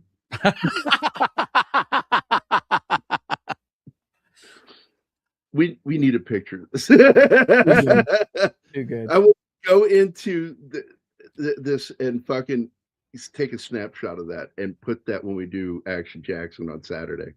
Or no, we're doing it on Friday. We're doing the Thriller on Friday. Saturday. No, I flipped it because sci-fi is for Saturday, sci-fi horror, and technically Poltergeist should be a Saturday film. Poltergeist, I'll never forget that movie. I saw it down in Metairie. I was visiting my aunt down there. The best scene in Poltergeist is the last scene in which he takes out the TV out of the hotel room. She's not seen it yet. Somebody hasn't seen it? Okay. 40 years movie, man. All I know, I'm not going to say anything about the movie. I'm going to tell you where I saw it. I saw it in a movie theater that looked like a church on the inside. Scared the fuck out of me, man. Had one of those, steeple-like really walls in the The back. only thing scary in that film was the doll. I mean, where I watched it at. You know what I mean? I was like, holy shit, I'm watching this movie about ghosts. And I don't like clowns. Oh, my God. And I especially don't like Harlequin dolls and porcelain dolls, and they mixed it in that. You've got a fucking porcelain fucking doll clown in his fucking room, and I meant I saw that, like, that's fucking evil, and like they're like, shh. I'm like, you don't fucking understand that fucking clown. That's evil. Now, that's did evil. Spielberg produce that one, or did he direct it? Spielberg secretly directed it. Okay. He ended up in a Tobe huge Hooper did it. war with Tobe Hooper during the making of that film. There was a lot of tension on the set because he would take over scenes, and Tobe had to acquiesce with him. And but there was clear strife in the making of that film with him backseat driving or just coming in and fucking directing scenes. And he would also overrule Tobe and some stuff too. There's a lot of fucking shit that went on behind the scenes, but in the end, I think it's a great fucking movie. Oh yeah, it is. It's one of my favorites. Yes, fantastic movie. Love it. You're gonna dig it too, Anima. Believe that. It's good stuff. Oh, it's a good movie. That little girl is something else. That poor little girl. Yeah. I get so tired though of the poltergeist curse, and I'm like, oh, fuck off with those things. Yeah. Man. It's just a bunch of bad shit that happened that to people. You know, from Griffin Dunn's little sister who plays the big sister in the movie, she got murdered by her boyfriend. Yep. And ex-boyfriend, sorry, estranged boyfriend. He stabbed her to death on her own front lawn while she was rehearsing inside. With I don't know if there was one actor or two actors in there, and he went into a rage and stabbed her to death on her front lawn. And then oh, I just forgot his name. The tall Indian for Poltergeist 2. He died not long after they made the film. And then, of course, the guy who plays the evil clergyman in the second film was actually dying of HIV, AIDS, full-blown AIDS, when they made the film, which is why he looks so fucking scary. He's so gaunt. And he knew this was his last movie before he died. He's not the only actor and Will Sampson was the Indian actor. Yeah. Great fucking actor, dude. Yes. Love that guy. My favorite movie he's in is fucking the best Western, in my opinion, my humble opinion, which is not worth damn, but The Outlaw Josie Wales. He plays 10 Bears. Oh, it's a great movie. Yeah. Chief Dan George is in that too. Yep. Dude, every time I hear the word AIDS, I go directly to the musical. Everybody's got AIDS. AIDS. I've got AIDS. You've got AIDS. We've all got AIDS. AIDS. They throw that one extra one that was wrong. Yes. It just like throws the song completely off. I'm a bad person because of that. No. There are other reasons. Yeah, it's the other shit you've done. Caused major controversy and was noted for its intense violence, including the R word, which I'm not going to say here. No, chat, definitely got to watch out in the chat. With ripe. Yeah. Or you can say grape. Put that G in front.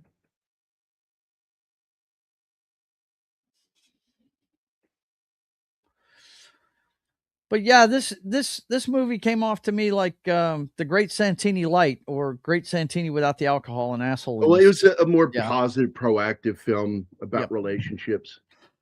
It was just a family drama of them dealing with shit. And look, I get it. It was a family show. But they did show, what happens. That the worst job in the military, you see it twice in this film. The guy that has to go tell the loved ones that they're gone, it's not cool. Nobody wants that job. Somebody's got to do it. Yep. What's that movie Woody Harrelson was in about that very subject? Him and the guy that played Angel in the X-Men films. Yeah. Hang on, I'm gonna look it up real quick. I'm already looking. It's not The Messenger because that's the Joan of Arc movie with Mia Jovovich. Well, it's pretty damn close. It's close to The Messenger, or might be just Messenger. It is no, it's The Messenger. It's The Messenger. Okay. Yeah. It's an okay film. Durka, Muhammad Jihad.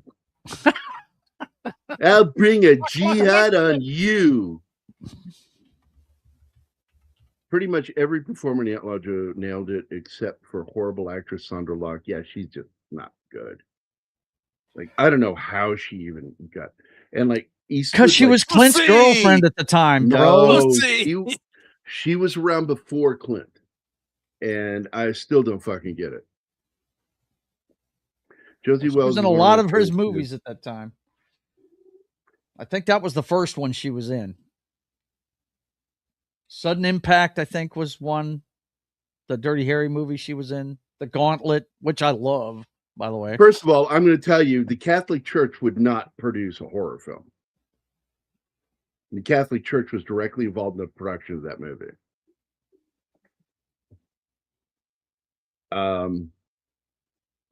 It's disturbing. Which is why I'm never going to watch it. But at its heart, it's a story about, because everybody thinks, oh, it's about Regan. No. No. It's about the redemption about of the father. Yeah.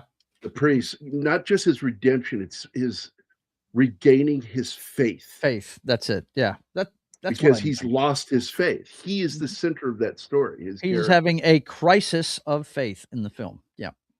And it's because he realizes he's not strong enough to do what Father Karras had done, or Father Marin had done. And so he realizes, I've only got one fucking game in my fucking bag left. Beat the shit out of her, choke her until the demon comes into me, and I'll tell it to come into me. And that's what it wanted. It wanted him to succumb. And you see that one instance where he almost goes back to kill her. And then Father Karras takes control and goes out the window. Yeah. What a great fucking ending. Self-sacrifice is what that movie's about. Yep. Also, something a lot of people don't catch when they watch that film, there are videos on this, by the way, is that the old Irish Welsh director in the movie that is working with her, that also gets killed off camera. He's killed down the stairs. We never see it on camera. There's a reason we don't see it, because what's alluded to is that he was a kitty diddler. Oh, and shit. He was trying to molest Regan. Wow. Yes, Karras lost faith, but was still holding to the Jesuits. Well, his job, he's a psychiatrist. For my one film performance was an extra in Exorcist 3. And it was shot near my home, where I lived in Virginia. And I really liked that they shot around there. Linda Blair was in that one, right? That was her first movie back, right? The first movie she was in the second movie, which is not recognized as canon because it's not. And then the third film was written by William Peter Blatty, and he directed it. So it's canon. I haven't watched any of the It's also, in my opinion, almost as good as The Exorcist. Almost. Saw The Exorcist the first time when I was 8 years old, and then I had to walk my brother home 2 blocks in the dark. And by the way, the fuck out of me. For those who don't know, there are 2 cuts of that film. And I will tell you, the original director's cut, which was put on Shout, I think it was Shout Factory, that put that out. It's an okay cut. I feel that it's a bit of a downer ending because the other priest isn't in that story, the one who actually is an exorcist that shows up. All of that stuff was added to the theatrical cut of the film that he had to go back and shoot because the studio was like, no, we need more of what you had in the first film. This ending you have where he just gets his faith back, which is the main character, and that is Lieutenant Kinderman. This time, Leek J. Cobb had died. And so George C. Scott was asked to come in to play the character of Kinderman. And I prefer the theatrical cut, to be honest with you. It's not like the book. It's different than the book, but I still like it.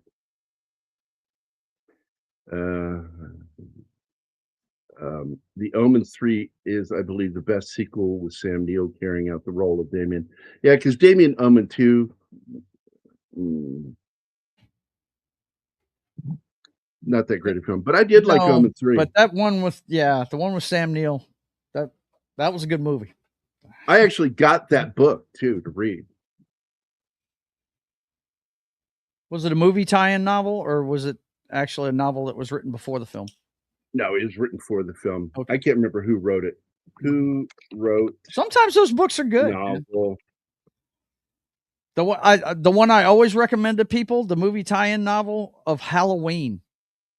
Yes, you should. I've said to people, because it's actually based on the first draft script, which is still follows like the movie, but it adds the what it is that's possessing him, which is an ancient spirit. Yes. And Carpenter decided to take that out for the film, and so he never shot it. Which I think works. I think it needs to be well, he very said vague, it. He says knowing would actually kind of ruin it. It would. Yeah. Ruin it, Brian. Ruin it. Because that novel scene at the final where he pinpoint shot him was like, written by 6 Gordon times. McGill. It was published in 1980. It serves as a novelization of the screenplay written by Andrew Birkin for the third film in the series. While David Seltzer wrote the original 76 novel, the subsequent novels in the franchise were handled by other authors who were basically contracted to adapt the scripts. That's it. Yeah. But that one for Halloween, man, dude, it's a great. You need to see the movie first and then read that book and get the lore behind what has possessed him. Yeah. Yeah, because like I made the mistake of watching The Omen 3 first, and I'm like, what is this guy's beef with the world? Yeah. Not true. Hey! It's definitely a suspense flick. It's a slasher film, but it's a little bit above it because of this supernatural feel to it.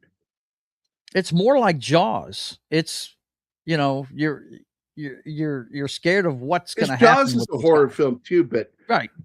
It's an adventure film too, with great adventure music in it. The music Williams wrote for them going out on that boat. The first time you hear that the orca theme, oh man, it's great. I loved it. Yeah, it's like a celebration. It's like Quint's in his element, having a good time, man. Yeah, it's very cool. Okay, so Tim wants his clip. Let's insert clip here. Okay, here we go. By what name are you known? There are some who call me Tim.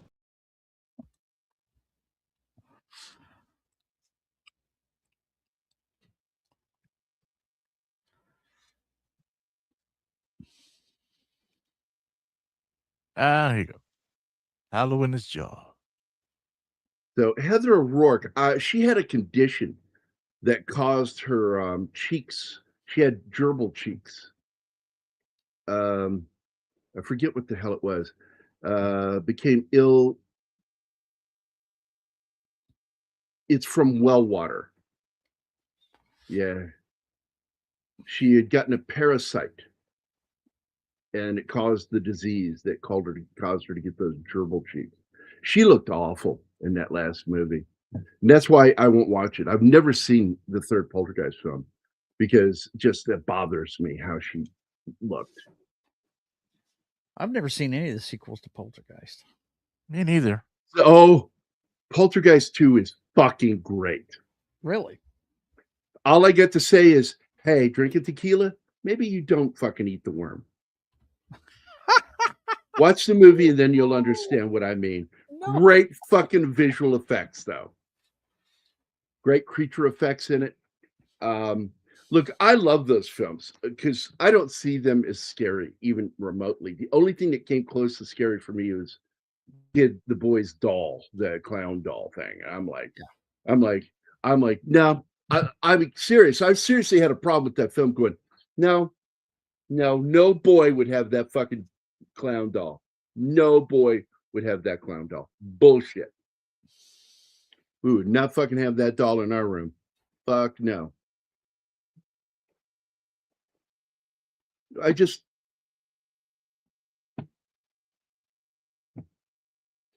thought she had mumps. No, I think he's saying also, that she had They Crohn's confused disease. her mumps for another thing. Well, she had giardiasis, which is a parasite disease, and then she also had Crohn's disease. Damn. She was prescribed cortisone injections to treat the disease during the filming, and the steroidal injections resulted in facial swelling of the cheeks, which O'Rourke's mother said she was very self-conscious about. Poor girl. That's the same thing as like Moonface. Remember Jerry Lewis when he was coming to the end there, and he was on steroids. His face got. He wasn't. I mean, he was a big guy anyway, but he wasn't fat. But his face really ballooned, and it was because of the steroids he was taking for his heart. Yeah. They called it moon face. It was a side effect of the steroid he was taking. Yeah. I got to tell you, man, The Omen is a very effective movie. Hell yeah. I love the fucking kills in that movie. I really do. Oh, the freaking head again. Can we?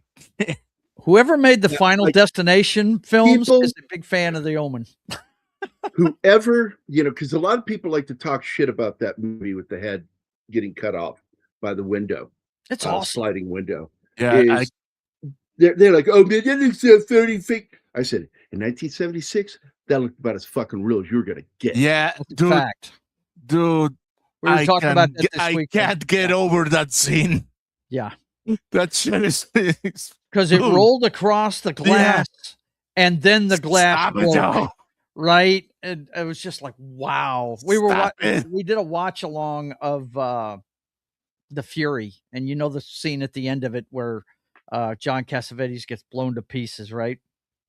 And we were talking about that one, and The Omen came up, and we talked about the head rolling scene. It's fantastic. Great stuff. I love The Omen. I think it's a fantastic movie. The two movies I remember watching Gregory Peck in when I was a kid were that one and The Boys from Brazil. Those were the two movies that I remember him. Holy shit, dude. Yeah, he plays Mengele. Yeah. The He's famous awesome evil doctor. Mm-hmm. And that final scene with the dogs in that movie, yeah, he got his comeuppance, no doubt. Oh, that scene, dude. That scene's intense, man. It's all for you, Damien. Yeah. Mm-hmm. You know what? I don't mind us derailing today on this. Anima really did not like this movie. Really? Well, not like it. It's not the No, best. I said that before the show. There are so many characters and so many stories, and it just feels like a series that takes you a couple of episodes to get into it and to know who's who. It's like the novel War and Peace by Boris Pasternak. It's almost like it was a pilot for a TV show. When I was in college and I had to read that and write an essay on it, I had a notebook full of notes of just the characters alone. There's so many characters in War and Peace. Mm-hmm. Like, I'm sitting there going, Boris, you didn't have to have that many fucking characters. You're an asshole. It's just the way it jumps between different people with their stories. It lost me. I was bored. You're just fucking evil sometimes. That was David Warner, wasn't it? Yeah, it was. They did a really nice prosthetic of him. It looked like him. So they did a good job. I got to tell you, man, like when my dad was a kid, he would go out on a work site to, because my family built houses, and they'd be building a house, and they would take egg salad sandwiches made by my grandmother to lunch that would sit out in a paper bag for hours before they got to eat.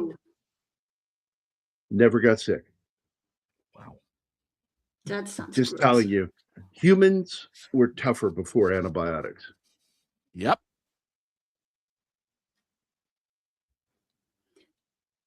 Well, the problem isn't that antibiotics exist. The problem is the overuse that weakens the immune system. If you bump every little shit that you get with medication.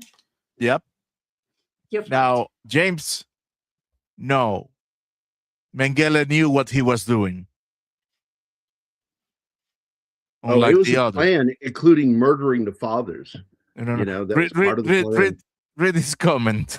Well, not out loud, but I said no. Mengele knew what he was doing. The other didn't. The other is a hack. Sure about that? Yeah. It's not just based on Josef Mengele. Sure his name is Josef Mengele in the movie. No, it's Mengele. His name in the movie. It's an E in the end.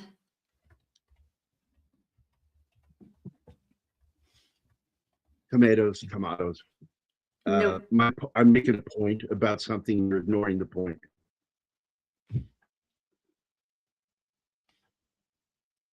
And so, anyway, we pronounced it in school, Mengele. So anyway, Mengele is the character in the movie. So it's not just based on is Mengele. It's not Bob Mengele. It's Josef Mengele in the movie. Yeah, Boosh. That's the first one I remember Sam Neill in. Was that movie? Oh, it's the first movie I ever saw with him. And then the next film I saw after that was with Nicole Kidman and Billy Zane. It is a literal ship in a bottle movie because the entire film takes place on a ship on water. A small yacht, schooner.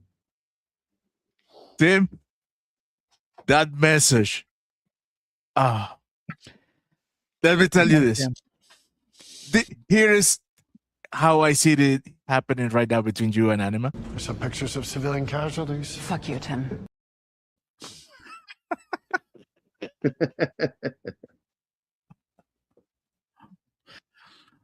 Yeah, thanks for that. I hope it was a painful death, like one of those parasites that goes up the urethra. Those weird fishes. Please don't. Bladder. Yeah. No, I think he just drowned, but that's not a nice death either. So good. He earned it. Yeah, Dead Calm. I like that movie. It's one of the few times I like Billy Zane in a movie. By the way, the only guy that we've ever met at a convention that was a complete prick, Billy Zane. Acted like he did not even be there. Yeah. I don't like him anyway. He is an asshat. A decent dude. Yeah. What's a good Phantom, though? Yeah. I'm not saying he's not talented. He's a good actor, but man, I think what pissed him off is the governor's line was longer than his at the convention, and he was kind of miffed. Either that or he was acting as the guy from Titanic. That's why I told my wife, I said, do you think he was acting like the guy from Titanic? She's like, no, he's just being a prick. I was like, wow, that's bad. Tim is taking it back. You gave her the idea, Tim. You better watch it, bro. So, Adema, do you want me to call off the Sicarios on him? For now. Okay.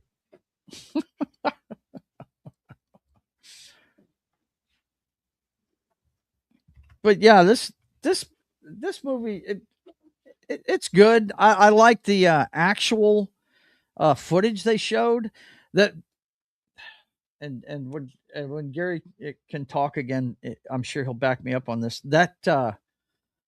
That scene from our representative at the UN is famous, where he says, "I'm prepared to wait till hell freezes over for your answer, sir." Yeah.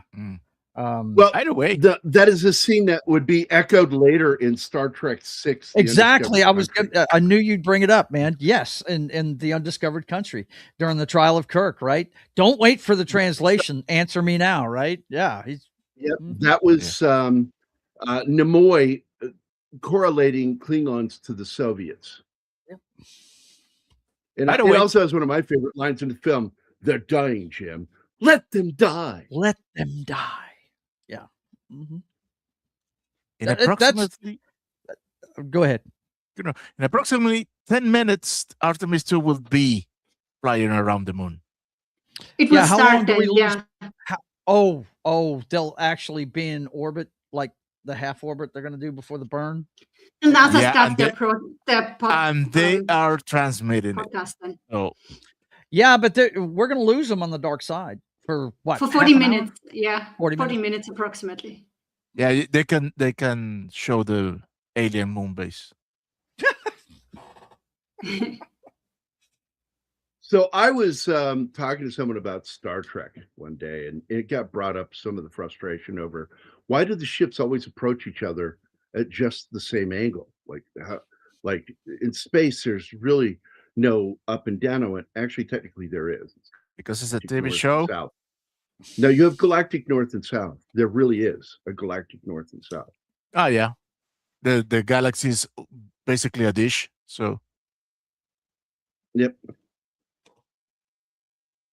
The Milky Way. That's why I kind of made fun of that sci-fi quasi sequel to Cloverfield, which was it was called the Cloverfield, whatever the fuck it was. It was a sci-fi movie where they get lost in space, and I'm like, if you still are in known space, you can actually find your way using the stars. I mean, literally, like every astronaut is trained to use stars to know where they're at. And it's like, yeah, come on, man. There is a galactic north and south. Yeah. And saying lost in space, it's just stupid when you have astronauts on board. It's like, if only we knew how to read stars or something, maybe we wouldn't be lost. Ships in the middle of the Atlantic, we're doing it for decades, man. Come on. Do we have any astrophysicists? No, we're all biologists. Oh, we're fucked.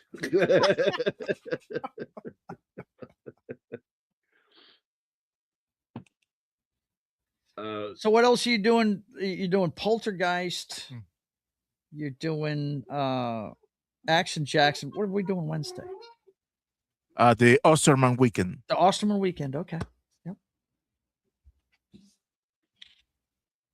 We're doing Osterman weekend on Wednesday, and then we're going to do Action Jackson on Friday, and then we're going to do Poltergeist on Saturday for Creature Feature.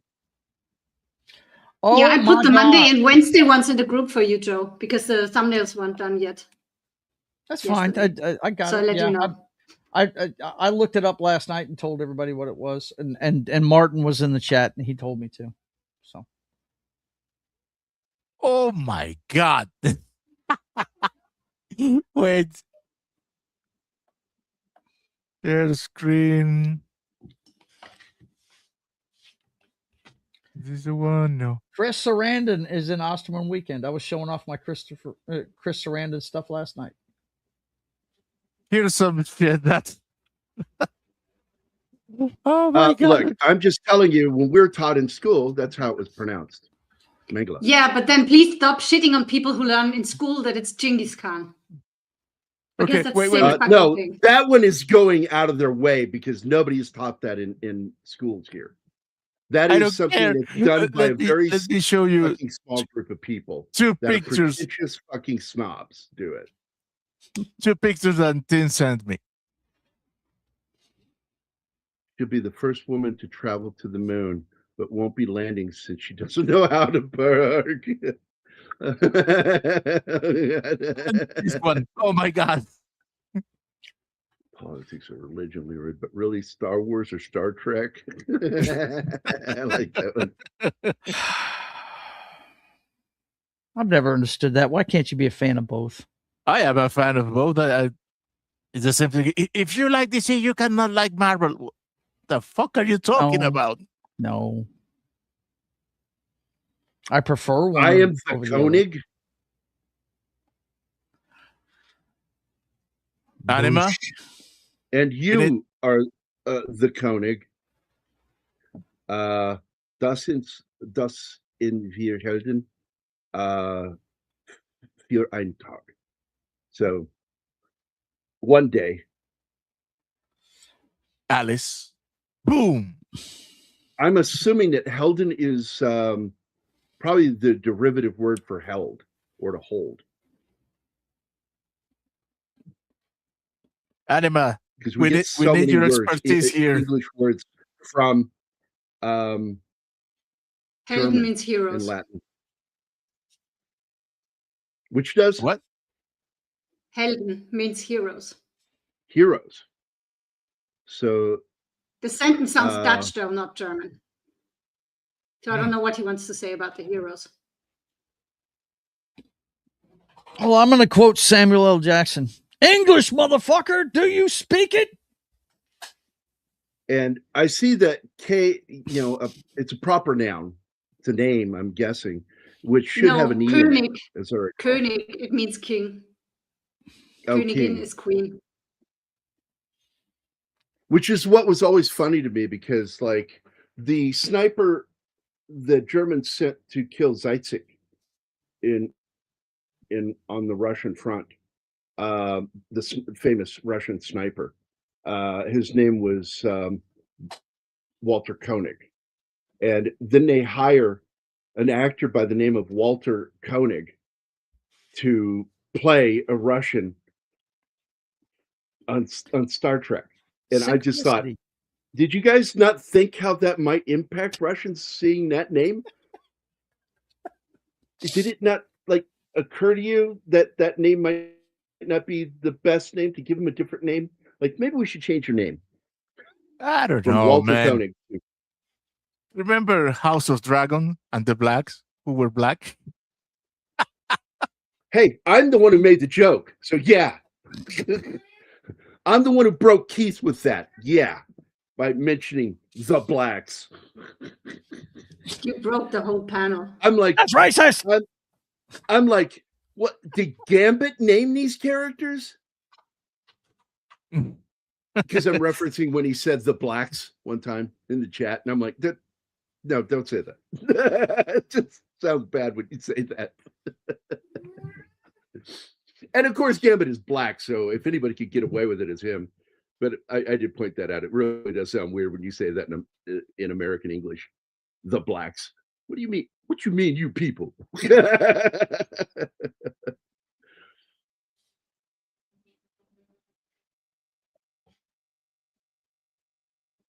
Einentag. Yeah. Rocky Kitty. Yeah. Oh, yeah, I see that now. I see that. I like that song. I've always liked that song. And Totals. It was, English and German. English dropped the middle N. It got king. Huh. German dropped the second N and got Koenig. Koenig, yeah. I actually know how to use umlauts, by the way, because of my daughter. That's why I learned what an umlaut does to a letter, to a vowel. Dude, you wanna fuck with somebody? Put umlauts over a consonant. do you know what? How umlaut is called in Spanish? No, what is it? Oompa Loompa? No, diéresis. No, it almost sounds like dialysis. It's diéresis. Diéresis. Wait, what's telling us? I didn't talk Bush. Look it up on Google. Oh, he said, because it's saying that Bush says that Gambit is Google, and they are playing around. Kitty! There is a cat going ballistic. Rocket Kitty. Yes. There's a comedy I watched the other day. And that sounds like movie German. It makes no sense. Movie German? Yeah. Where they have characters speak quote unquote German, but it's just gibberish meant to sound like German, and it makes no sense. Yeah, I get it. Oh shit, Gilra's frozen again. Not that. Yeah, he's having Anything. trouble with his connection. No, I was looking something up because there was this movie the other day. No, it was an episode of Friends. That's what it was. There's this funny scene where they're playing a made-up game show of their own. The guys, Ross and the two Matts, and it's so fucking funny because at one point, Matthew Perry's character gets to call out a request for something, and he says Google in it. And it really threw me off because Google didn't exist when that episode was made. Yeah. And I'm like, oh, he's saying Google with an O, which is a mathematics term. It's a number. But it's an illogical fucking game that they played. It's fucking hilarious if you ever see it. Look up the game that the three guys play together as a competition, and ends up Matthew Perry loses it, and he gets so angry. He goes, God, this is the greatest game ever invented. And it's like fucking funny, his reaction. I love this game. And he hates that he lost, and it's why it's funny. Tim, you're incorrect. It's not the funniest joke in the world in German. It's the deadliest joke in the world. Oh, that's Python? Yeah. He said it was the funniest joke. No, it's the deadliest joke. Deadliest. Yeah. Deadliest joke in the world.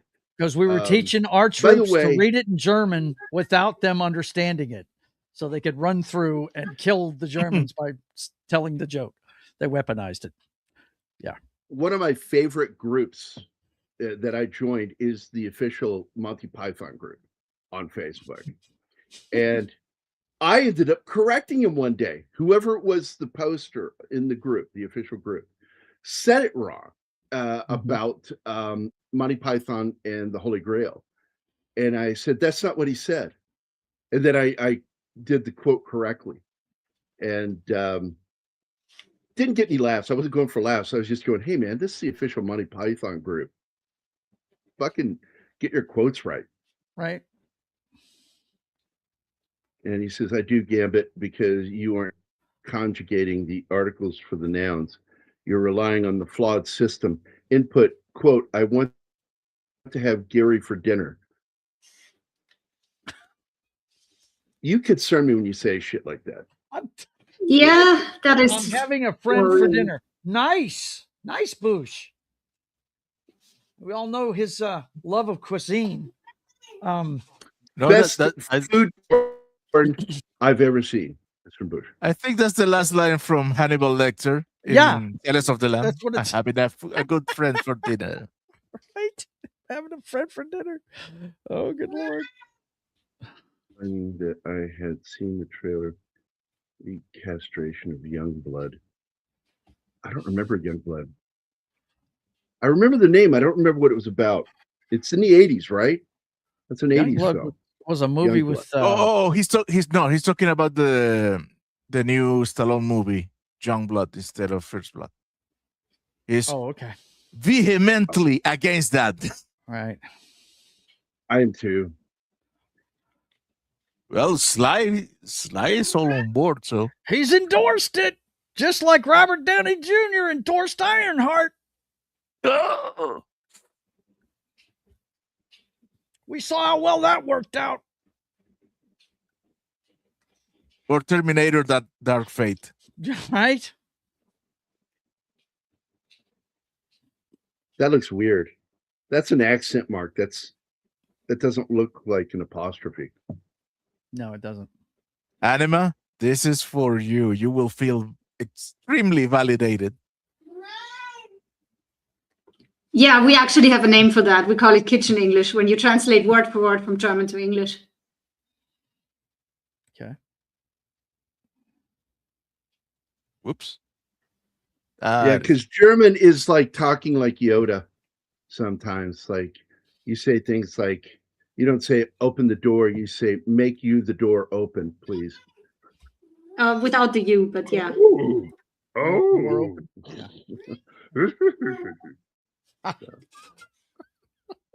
I want to see this smacking that you have earned.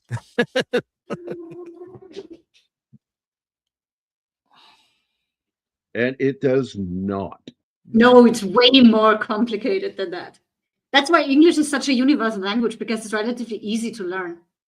Yes. Yeah, it's one of those weird languages too, where you have the masculine and feminine. And it's And just like in neutral. Spanish. Yeah.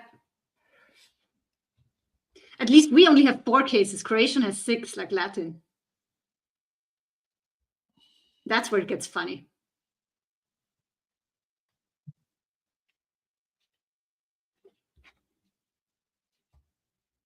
Call to Glory. Did you like it or not?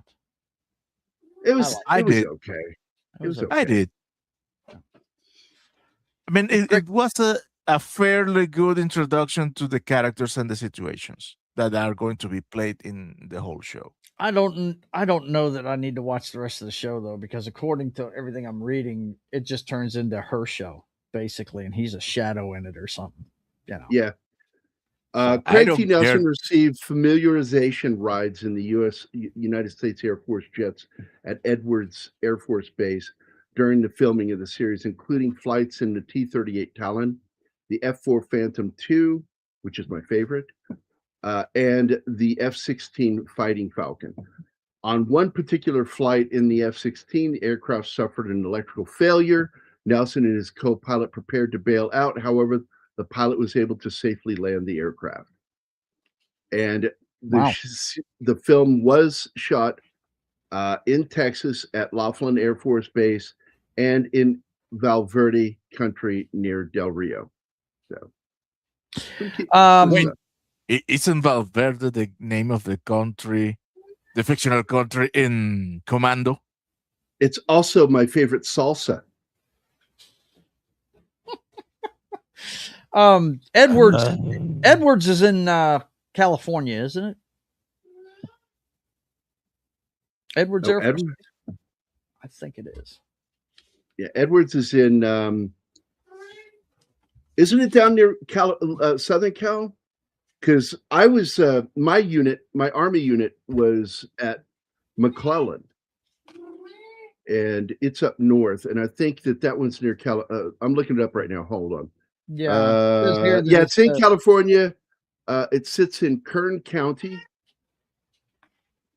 Where is fucking Kern County on a map? Yeah, it's right by Bakersfield. Don't know. Now. It says it's the center of the aerospace testing universe. Wow. That's an interesting... It seems to me like I remember the shuttles landing at Edwards, White Sands, and those are the 2 places I remember. I don't know where else that landed, but that's why I was thinking Edwards is in California. Yeah. Wait, what's Tim talking about? What's going on here? The English language and also Predator 2 and Die Hard 2, I think. Oh, at the airbase. Gotcha. Now.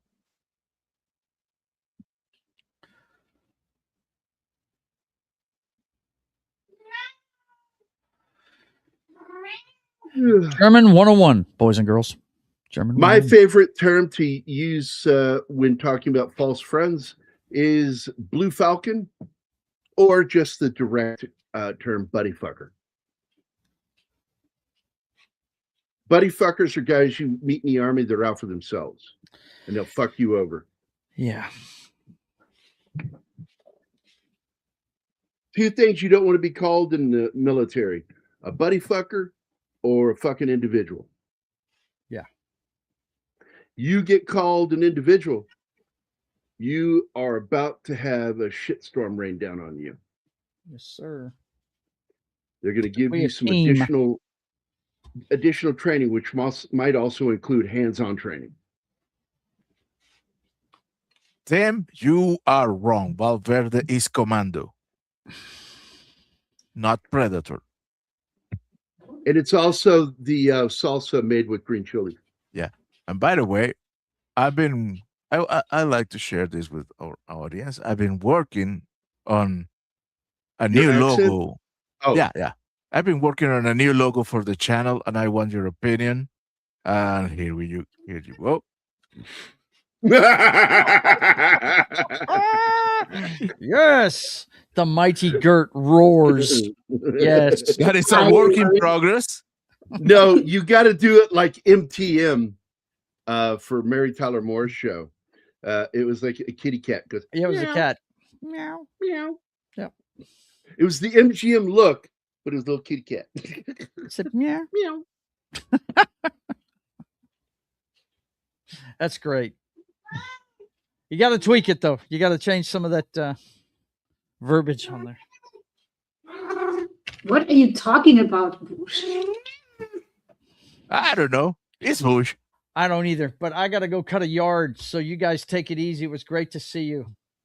All right, Joe. See you later, buddy. Martin, I will see you this evening as we start a way out. Yep. All right, boys and girls. See ya. Bye. Bye. Later, brother. Bye. Master Chopper, what bomb?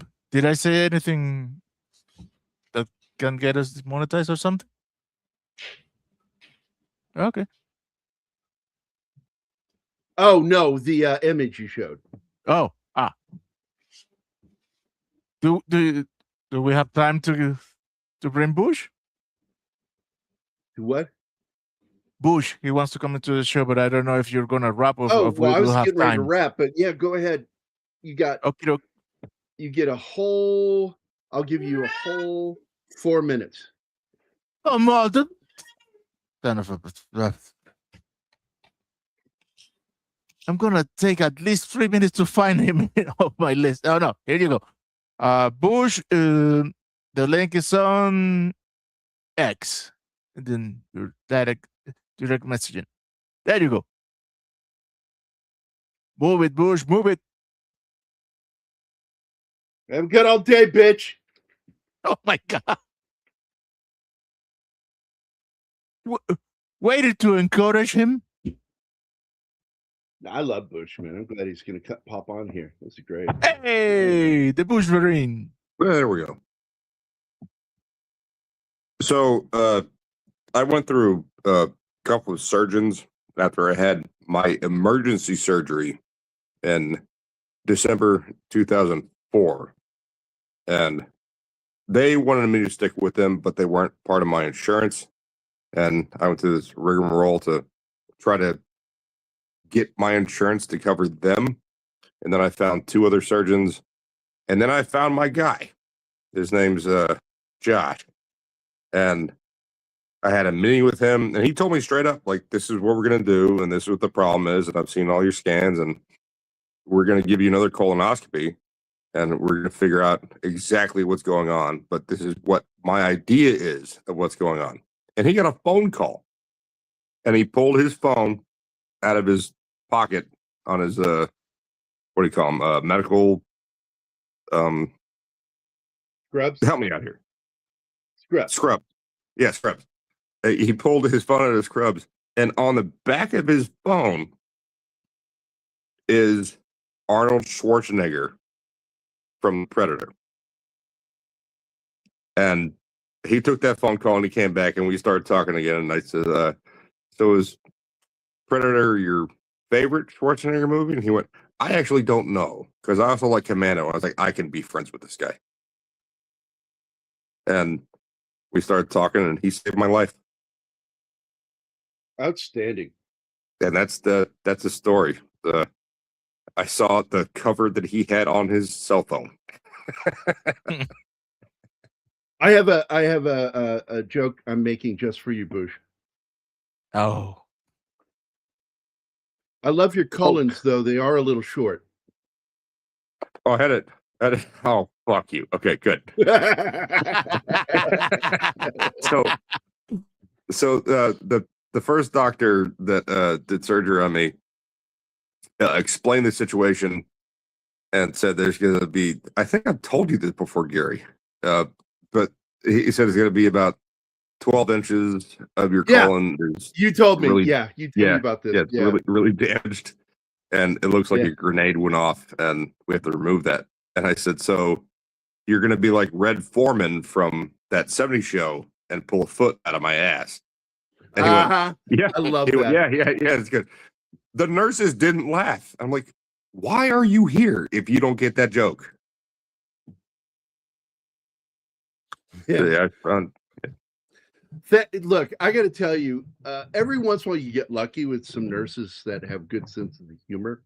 But what I found most of the time with nurses in hospital settings in particular, they're so focused on doing what they're doing, they're not even really listening to you. Oh, Gary, I strongly disagree because being in the hospital 4 times in the last year and a half, there are nurses who just do the job, and most of the time they're distracted by something else, like a cell phone or their boyfriend or whatever. Well, so I'm just talking about from my experience in medical field before cell phones. Okay. Or really when cell phones were really just getting started, it really wasn't much of a problem. But like I had this one nurse when I had to go in for my colonoscopy, and I said a lot of fucked up funny shit because I was really high. And I turned to the nurse, and I do remember saying this to her. You were high before you went in? Which she was like, no, when I got in there and they started giving me okay. Whatever that thing is that killed Michael Jackson. The Michael Jackson drug. Yeah, it fucked me up. And I fucking was cracking jokes left and right. And I had the doctor like laughing and I said, hey, who's going in? He says, I am. I said, you need to stop laughing. And then I turned to the nurse when she was adding stuff around my buttocks as I was laying on my side. I said, hey, I hope you washed your hands before you did that. You were cracking jokes. I was a lot more sexual. I did say, hey, normally I'd like someone to buy me dinner before they go doing that. I didn't say anything like that. Like it was all business for me. Just let's get this over with. Let's get it done. And then the propofol starts hitting, and they say start counting backwards from 100. I go, woo, and then they're like lift up your right knee, and okay, I can do that. And they're like, so we're going to start this. I'm like, okay, and I swear to God, I'm not making this up. I went, you're really pretty. Can I touch your breast? Oh my God! To the nurse, and she went, "Well, you can try." And I went, "Try." And I went, "This is good. I like this." And then they went bonk, and I was out. And then I woke up, and stuff started coming back to me, like saying, "Can I touch your breast?" And she's in there saying, use this towel to clean yourself up. And I said, did I ask if I could grab your breast? And she went, yes. And I went, okay. I didn't mean to say that, but she was really hot and she had really nice looking stuff in her gown. I was like, I don't know. Once they took me back to the other room, after it was all done, I got fucking Nurse Ratchet.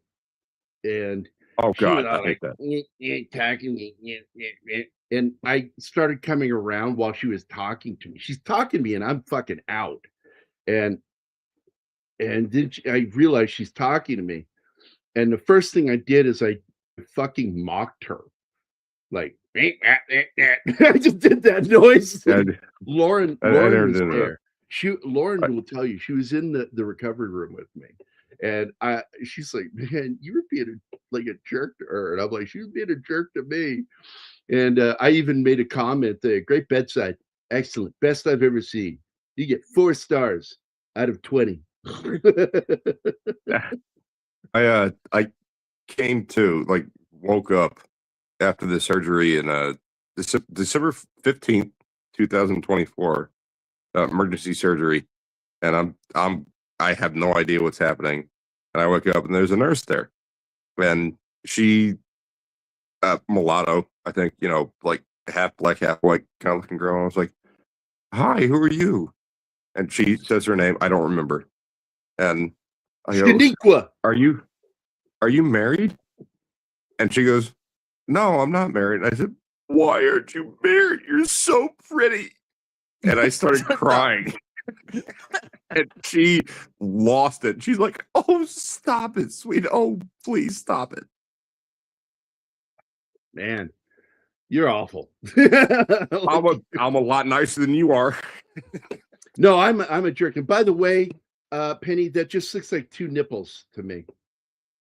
I don't know what that's supposed to be at the beginning of that. Is that supposed to be So you use a capital that's Y? exactly what you're supposed to be watching.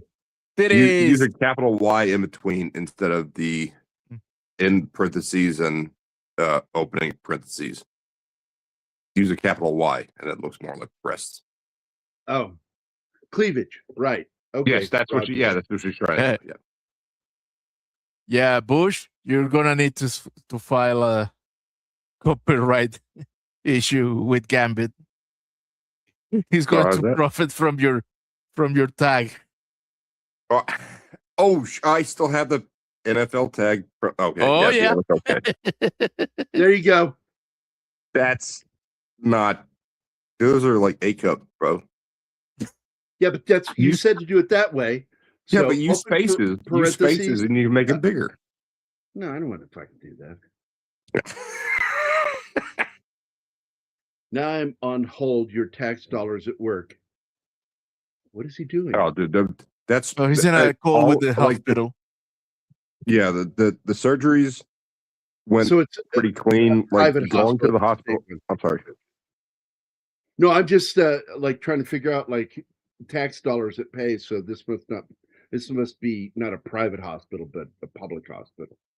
Then. Oh no, mine was. I have insurance, and still going through that nonsense to try to get the initial surgeon to actually operate on me was a nightmare. That took 2 months, and they finally went like, "Well, there's also this other doctor in the area."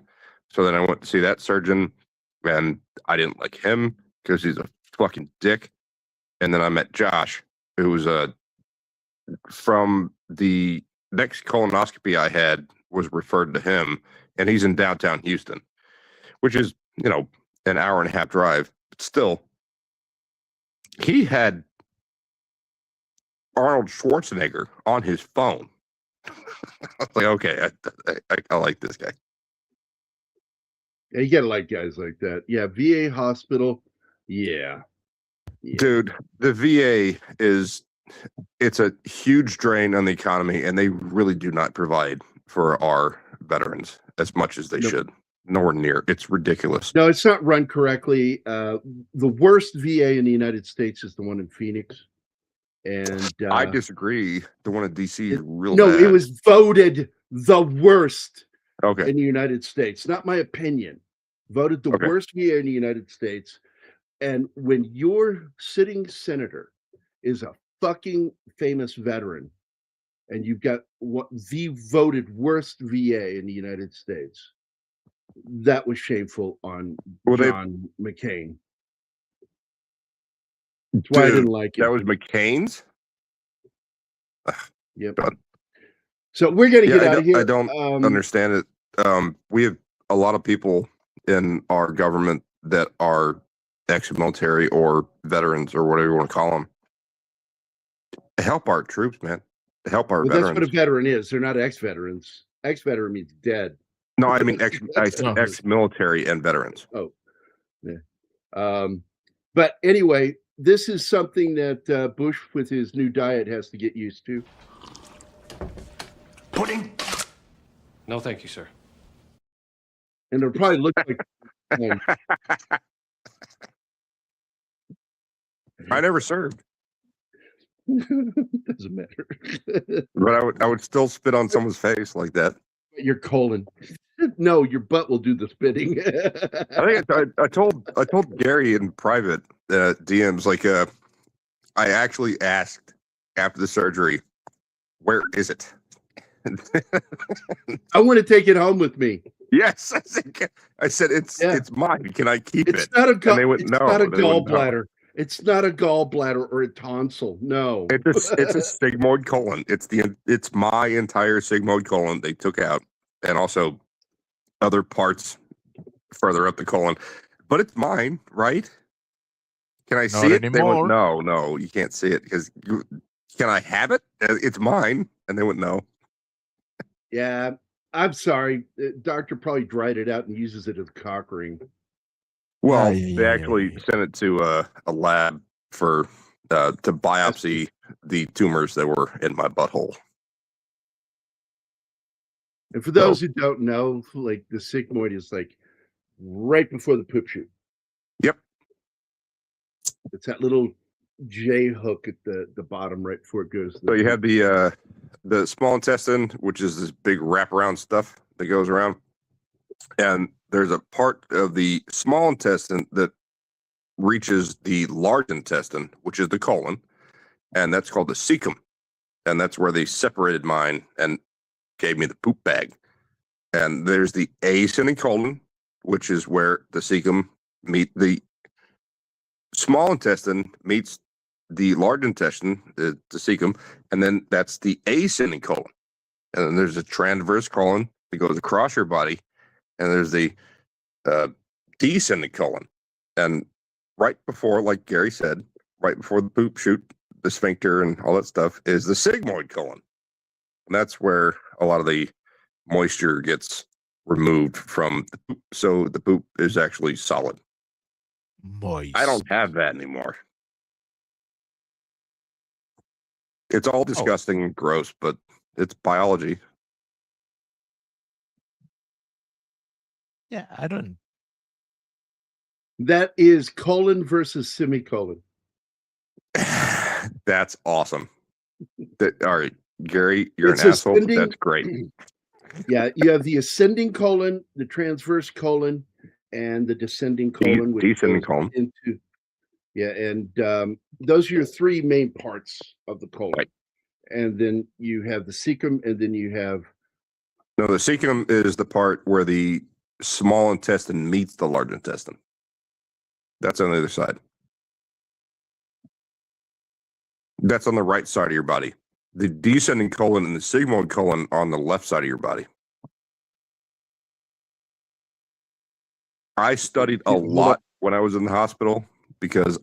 Okay, I'm not engaged with this, so you need to repeat what you said because I was reading something. Oh, okay. So the sigmoid colon is more to the left side of the body trunk. The cecum is the part of the small intestine that meets the large intestine on the right side of the body. Yeah. And they detached that for me and gave me the poop bag. So you have a colostomy bag now? I used to. I had it reversed on October 28th last year. And I am still fucking recovering from that. And I'm getting real fucking fat because every time I try to work out, I pull something in my abdomen. Ouch. Yeah. Oh, that's Vinny's done. She's out. She's had enough poop. Well, I mean, we're not talking about poop. We're just talking about organs. You know, the organs that carry the poop. Well, we're going to get out of here anyway. I got to get going. Yep. Well, thank you for having me. Let me explain all that crap. All that. Literally. See the joke there? Martin got the joke. I got it. I just didn't laugh. This is something Mephisto has to get used to with me that, I heard your joke. I got your joke. I just didn't find it funny. Well, I'm just happy someone else laughed. That was a crappy topic. Thank you, Tim. Well, we're going to get out of here, guys. I want to thank everybody for being here. Snorty, Emmanuel, Gambit, Slasher Fred, James, Jameson, Penny, Boosh, and 11 Alpha. And it's good seeing you guys. I don't see Gambit in there. Did I? Oh, yeah, there is Gambit. All right. Want to make sure I say everybody's name. Small crowd today, but I didn't expect a big crowd with this one. It's relatively remembered show. It's not a popular movie, but it's a good movie. It is a movie. It's is a an hour movie. and a half movie. Yeah, because they said if it doesn't get picked up, we'll just have the movie. That's fine. It's got a beginning and an end, and that's it. But it's about what it was like in the Air Force during the Cuban Missile Crisis. And it's There was okay. one of the planes we saw during one of the clips that Martin showed was the F-100, which didn't get a lot of use out of the American military because there wasn't much use for it. It started getting the SR-71 going. Oh, you're talking about the U-2. No, it's F-100. That was the a plane. F-100 was a fighter. Yeah. And it was not around for very long because it got replaced relatively quickly. Oh, Fighter 100, but they were using it as a spy plane and it didn't work. Oh, you can't go to really you designed can't go for to that, engagements with a 'Cause the plane that can U-2 go that. Well, you need planes that can go over at least 75,000 feet, and the U-2, that's like the height barrier for that. And then it's like 85,000, I think, for the SR-71. Right, that's where it starts to get the stratosphere barrier, where Yeah, it starts to cut out It looks oxygen. like it's in for the- space. It looks like it's in space. And they have to wear, even at 75,000, they have to wear the environment suits. So, Oh, for the pilots, yes, yeah. Like But the anyway. plane, the atmosphere starts crushing the metal on the plane as well. Like the physics are crazy. I don't have any idea how they figured this out, but they did. So we are the fuck out of here, guys. Everybody have a great rest of your Monday. I don't know what happened to Anima. We got no message. She just dropped out. So I'm assuming she lost the internet. So anyway, guys, we will see you on Wednesday. Tomorrow you have the Chief. What was it he's doing tomorrow? I forgot, Martin. Blink twice. Yeah, blink twice. All right. Anyway, worth watching. We are going to get out of here and we will see you guys on Wednesday. So take it easy, man. Bye, guys. And thanks a lot.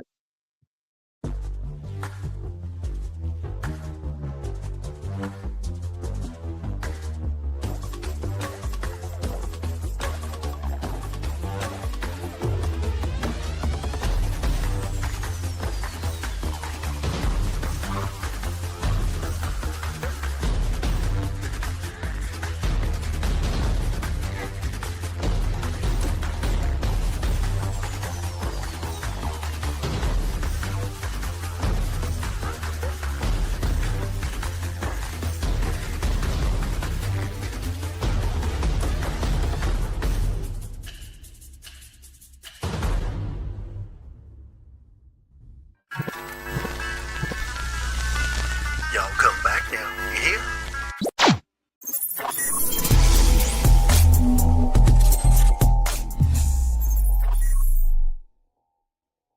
Matt Damon.